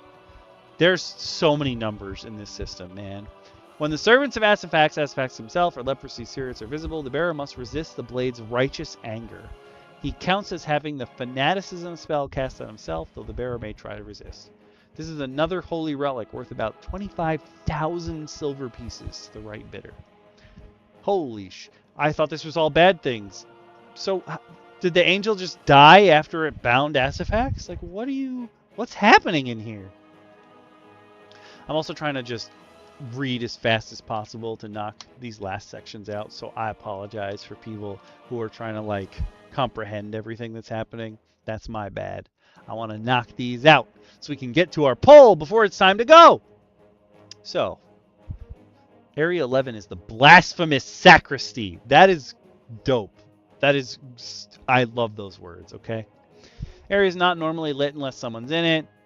The entrance to it is blocked by a drape covered in the spume. 5% chance one of the sons of Asphax is present. That makes sense. He'll be washing the sacred vessels. Oh, 5% chance that the brides of Asphax will be here. Okay. Neither will be armed, though they may take up one of the weapons nearby to defend themselves. 2 long, heavy wooden tables opposite from one another. They can be moved. Brawn checks. The tables are covered in thick black velvet coverings that are stained with dried blood, the spume of Asphax, and other foul fluids. On one table are 6 clay cruets. 3 contain the spume, and 3 contain oils and other foul astringents used in preparing the profane host. The bottles of the spume are illegal to sell to private collectors, but interested parties, alchemists, poisoners, and the church would pay 150 silver pieces per cruet for the spume and 50 silver for the oils and chemicals. The other table has a paten, a pyx, a chalice, and an aspergillium. I think it's gillium, actually. The paten is made of a wondrous black metal with engraved designs picked out in silver. The designs show Asphax rising from the earth, surrounded by a fan of severed fingers that point outwards. Written underneath him in Moranian is the name Asphax. The pyx is silver and plain, but contains a profane host. These are small, dried sections of human skin from a leper that have been treated with the spume and the chemicals in the other table. There are 4 dozen such wafers in the pyx. They have, like, church wafers, but it's just leprous skin. Blech. The chalice is empty, but has a foul smell. It's made of the same black metal as the paten and is undecorated except for an engraved sentence, Asphax, our Lord, gives succor to the forgotten. Aspergillium is silver and has faint bloodstains around the holes where someone has had difficulty cleaning it properly. Ugh. Each of these items radiates an aura of evil magic and suffering. Worse yet, they're all cursed. Of course they are. Anyone who steals them from the cult, defined as leaving the caves with them, is cursed and will be attacked by a magnitude 4 leprosy spirit upon leaving the cave when they next fall asleep. The goal of the spirit is to infect the person with leprosy, to possess them, and to return the items to the cult, or if the cult has been destroyed, to refound it. Oh god, clean your holes! These items are worth about 250 silver each, but no devout Moranian would purchase them, and many would report the attempt to the nearest priest. There are also a rack for holding weapons, a wash basin, and a large but light chest. These are easily moved by one person. The wash basin is fine carved wood, carved, not curved, and the water has a dark pinkish quality to it. Disgusting. The rack of weapons, I'm sure that there's menses in there. Blech! The rack of weapons holds 4 clubs with sharp hooks on the end, a falchion, and 4 knives. The weapons are meant for ritual use and are decorated with icons, aspects, severed fingers, and other gruesome decorations. They are used during the religious ceremonies in Area 7 to restrain and dismember victims. Yay! The small chest is tucked under one of the tables. It's locked and can be opened with a mechanism's +10 check. It contains the sacred vestments of office used by the brides and by the sons who are serving during cult rituals. These are blood-stained white robes edged with black and red fringe around the collar, cuffs, and hem. Wearing them gives a PC a +20 to disguise rolls for ordinary cultists. Success means they have mistaken the PC for a high member of the cult, devotee rank or higher, and act appropriately. Y'all, we've made it to Area 12. The final area. Here we go. Okay, good. I'm glad this one is short because... Woo! Okay. There's no lighting in this area except the lantern held by the guards. The area is almost always guarded by 2 cultists holding war swords. They have 1 lantern and will challenge anyone who approaches. They're stationed in the easternmost lobe that connects to areas 16 and 13, but will erratically check the other lobes, including area 11, especially if they hear noise. The westernmost lobe of the cave has access to the underground aquifer, as well as access to the surface in the form of a small ventilation shaft. The aquifer flows rapidly underneath this section and generates a loud gurgling noise that echoes through this area. All attempts to listen for others are at an additional -10% penalty. The aquifer is exposed, and PCs may fall 10 meters down if they do not spot the pit in time. Whoop! The pit is not concealed in any way. The ventilation shaft is the 5th surface entrance. Plugging up the ventilation shaft will not deprive the warrens of all air, but after an hour, everyone still in the warrens must make a resilience test or accumulate a level of fatigue.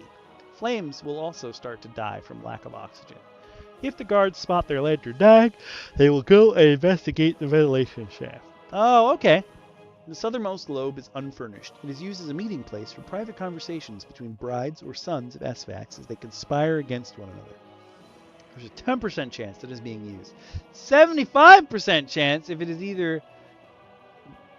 is that either conspirator is a son, otherwise they're a bride. Roll for each conspirator separately. Oh my god, we finished going through the Warren of the Leper Queens. We did it, y'all. Our job is now complete. We did it. We did it. We made it all the way through this absolutely wild adventure filled with spume and incest. And now, the time has come for the end of the stream, where we do our little poll. So, your options on this particular poll are...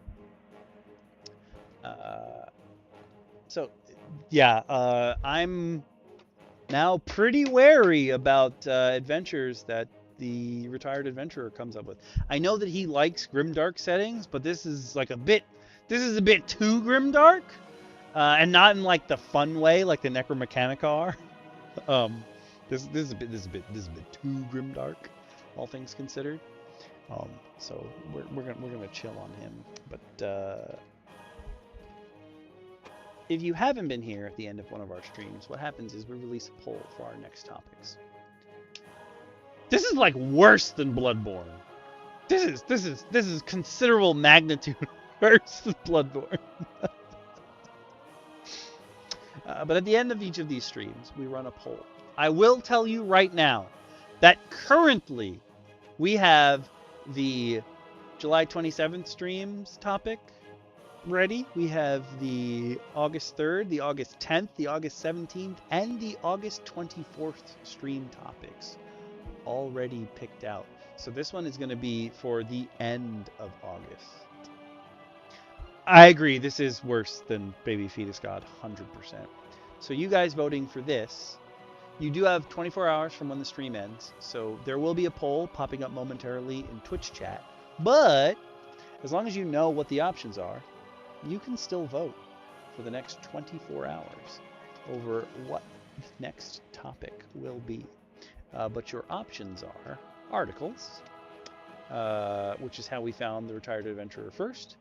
Homework, which is we're going to look at a really, really big supplement and go over it over multiple streams. Maps, that one's pretty self-explanatory. We go over some maps, and usually we come up with our very own adventures while we're going through them. One-shot supplement is we go over just somebody's supplement that might have a whole bunch of stuff. It might be an adventure. It might be like a new form of magic. It might be a bunch of items that are different with some NPCs thrown in. And then the last option is show and tell, where we show you guys something that we either use regularly or something that we like and want to show off to you. You get a lot of good ideas for your own games through show and tell. It's not always showing off something we've actually even used. Sometimes it's just showing off stuff that we like and some new tools. I will also tell you that I told you we have those next stream topics already picked out. I will tell you what they are. So the next week's stream, we're going over items. The August 3rd stream, we're going over maps. The August 10th stream will be Speedy is running an adventure, which I think is in World of Darkness, but I don't know what system we're playing. It might be Vampire, it might be Hunter, I'm not 100% sure. It might even be Werewolf. Then August 17th, Backgrounds Feats. And August 24th, we've got Creatures. So those are the next 5 streams. This will be deciding the topic for the 6th stream from now. And this is also assuming one of us isn't going to be running something in the middle, because me and DM Lacara still have to run something before we start the cycle over anew. You do! Yo, send them to me. I mean, unless you want me to look over the ones that we looked over, you sent me previously, because I definitely still have those. I actually don't. I haven't thought about which ones we're gonna look at next week. So if you want me to look at some stuff, please do. Ooh. Okay. I think what I'm gonna do for next week is, it actually should be this week. Maybe I'll release the post this week and then do it. I want to make the post about my alchemical halls. So I might add those 2 items, and they'll be given out on Patreon. I might make that the post this week. It is finally time for the alchemical halls to be shared. That is one of the things on my list that I'm like, I need to make the Patreon post for that. But it would make sense if I told you about them during items. Ha ha! Kill 2 birds with 1 stone? Yeah, I like that. That's what daddy likey. I gotta go find... I mean, like, I know what my alchemical halls do, but I have a little bit of notes here and there. And I do actually have little images to use from RPG assets that I bought on, like, Humble Bundle or something.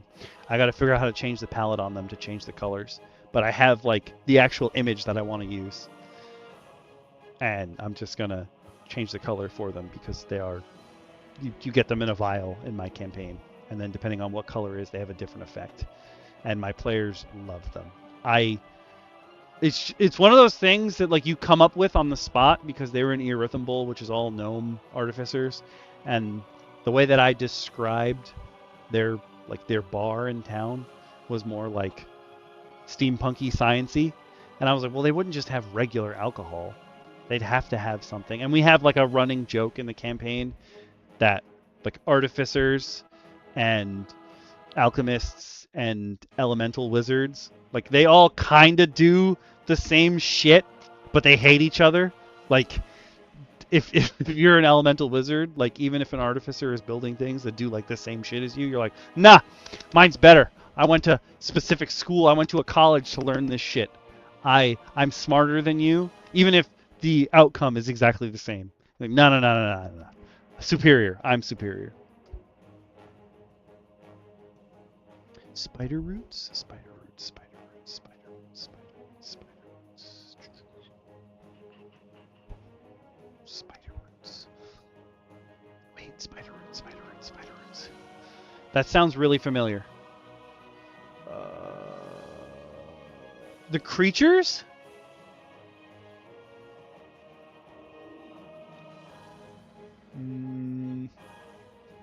I have nothing to hide in my bookmarks.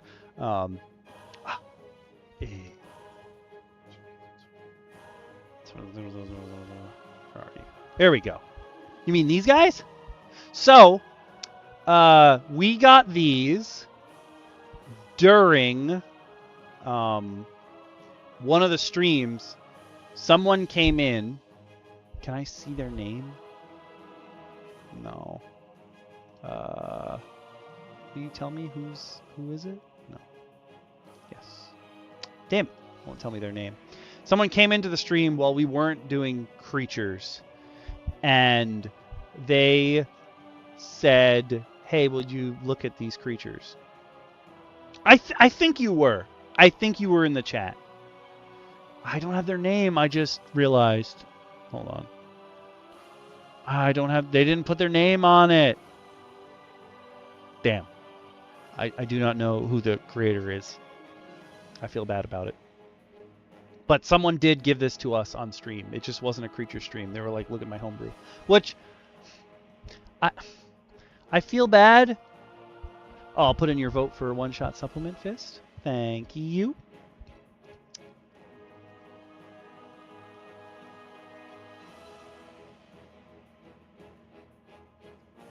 Yes, I think that's right. I feel bad when people come in and they're like, "Look at our stuff," but like if it's not part of that theme, then I'm like, I don't want to do that today. That time that guy came in and was like, "Yo, check out my dragon themed shit," when it was items, I was like, "Yo, this is dope. That's perfect." This goes to anyone who watches our streams or what have you. Just try to keep it to the topic, and then we'll do our best to get to it. Normally our streams aren't this long either, unless everybody's here, which I guess technically everybody was here except DM Shin. But like, we do. I don't want to say we try to keep to schedule, but we try to hit all the points that we can, like all the points that I've set up. The vast majority of the streams, I'm the one running the background and information and what have you for. So that's true, especially because you just narrowed it down to items. I wish it would be easier if we could see the chat from Twitch, but the YouTube chat won't have it. And I know that Twitch has not cracked down on anyone for this yet, but I just feel like that's the kind of luck I have, that I will be first. I know a lot of people share their chats, like make them pop up in the stream, and yes, I can do that, but technically, according to the Twitch terms of service, if you stream on multiple services at once, you're not allowed to have other chats visible on Twitch. Like that's what they say. And they've not cracked down on anyone, but I just feel like I'll be the first if I do that, because that's the kind of luck that I have. So I don't have the chats scroll up while we're streaming. So on YouTube, you will get, like once the VOD is, Twitch only saves the VODs for 2 weeks, but on YouTube, if you're watching this as a VOD, you have access to the chat no matter what. It just stays there. Also very true.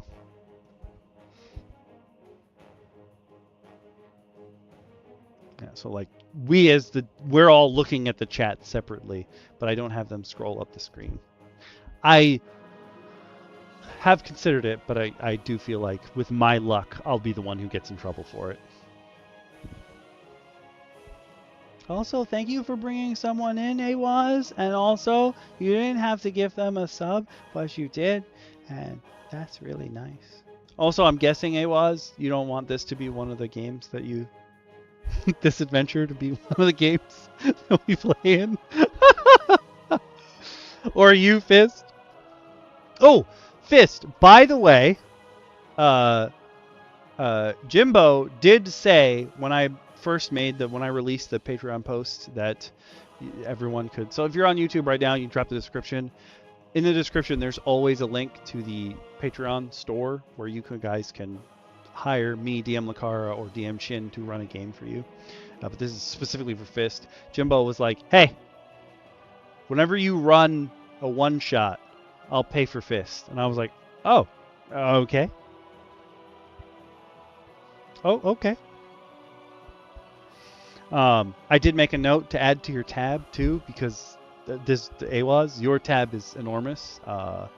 Your tab is actually bigger than Dex's now, because he when I took him out for we make words. We went out for Dex's birthday, and he was like, Ken, how about instead of you paying for my dinner, you just take it off.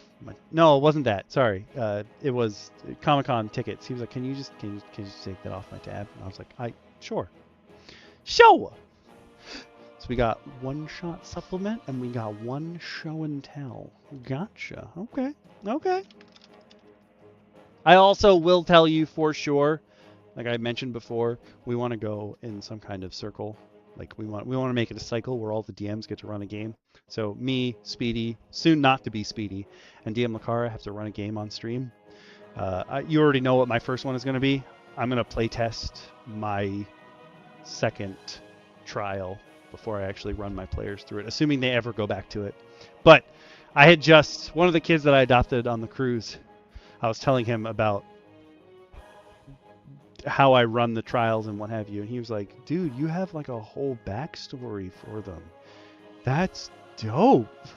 And I was like, I don't even know if my players are ever going to go do it, but I would like to run it and play test it, so I'm going to do that on stream. And he was like, oh, I want to see. And I was like, okay.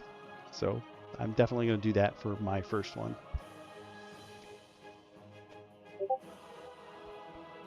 Ooh!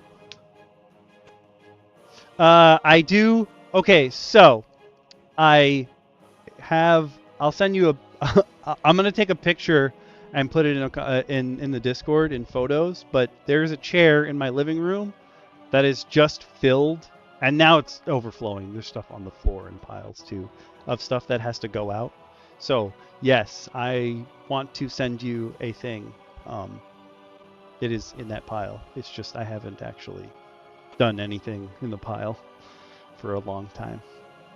To be fair, part of it was I have a friend in Canada and my ex is in France and I have to send them things, and like I don't want to pay those fees, so I just keep letting the chair pile up, because I just like take the whole pile, everything that has to get shipped out. I'm just like, and I take it all at once, and I'm like, I don't want to pay customs and international shipping. That's gonna hurt. So I just haven't shipped anything out in a long time.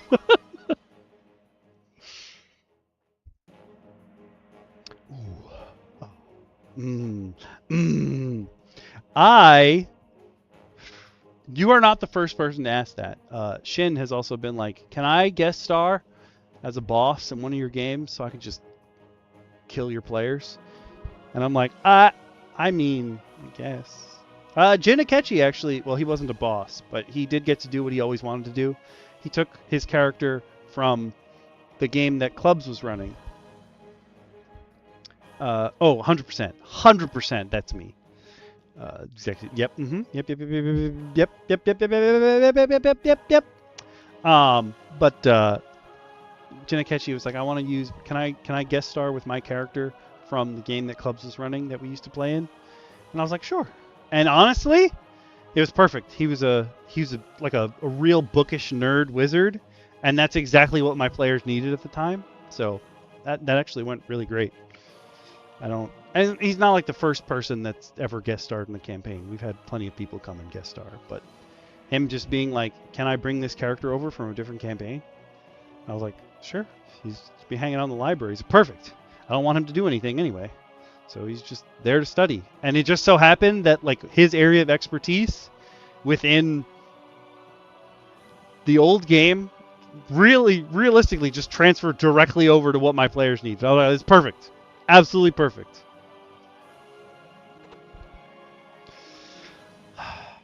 But but DT would like it if you put him down with a peg.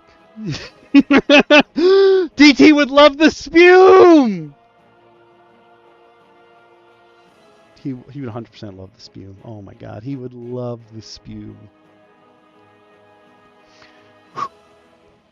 Ah.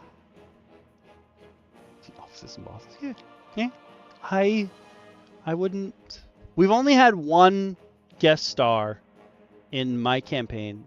My campaign's 6-year D&D versary is actually next month, but we've only had one guest star ever that didn't want to come back, and that is only because it's Bacon's fiance, and she took over his character's girlfriend in game, and she cannot keep a straight face when he uses his character's accent. She just can't stop laughing, and she likes D&D. Like, he's running a campaign for her right now.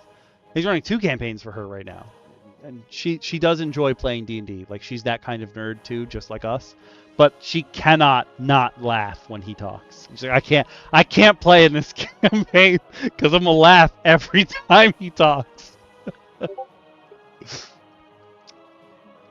So yeah, we do pretty well. But thank you all for tuning in. Thank you for watching. Thank you for bringing your friends. That was fantastic. You guys are amazing. I will say that I think, I'm not 100% on this, but I think I'm going to shoot for the 31st as the thank you stream, the Friday night. Clean your hole. I'm gonna put that in the list. Clean your hole.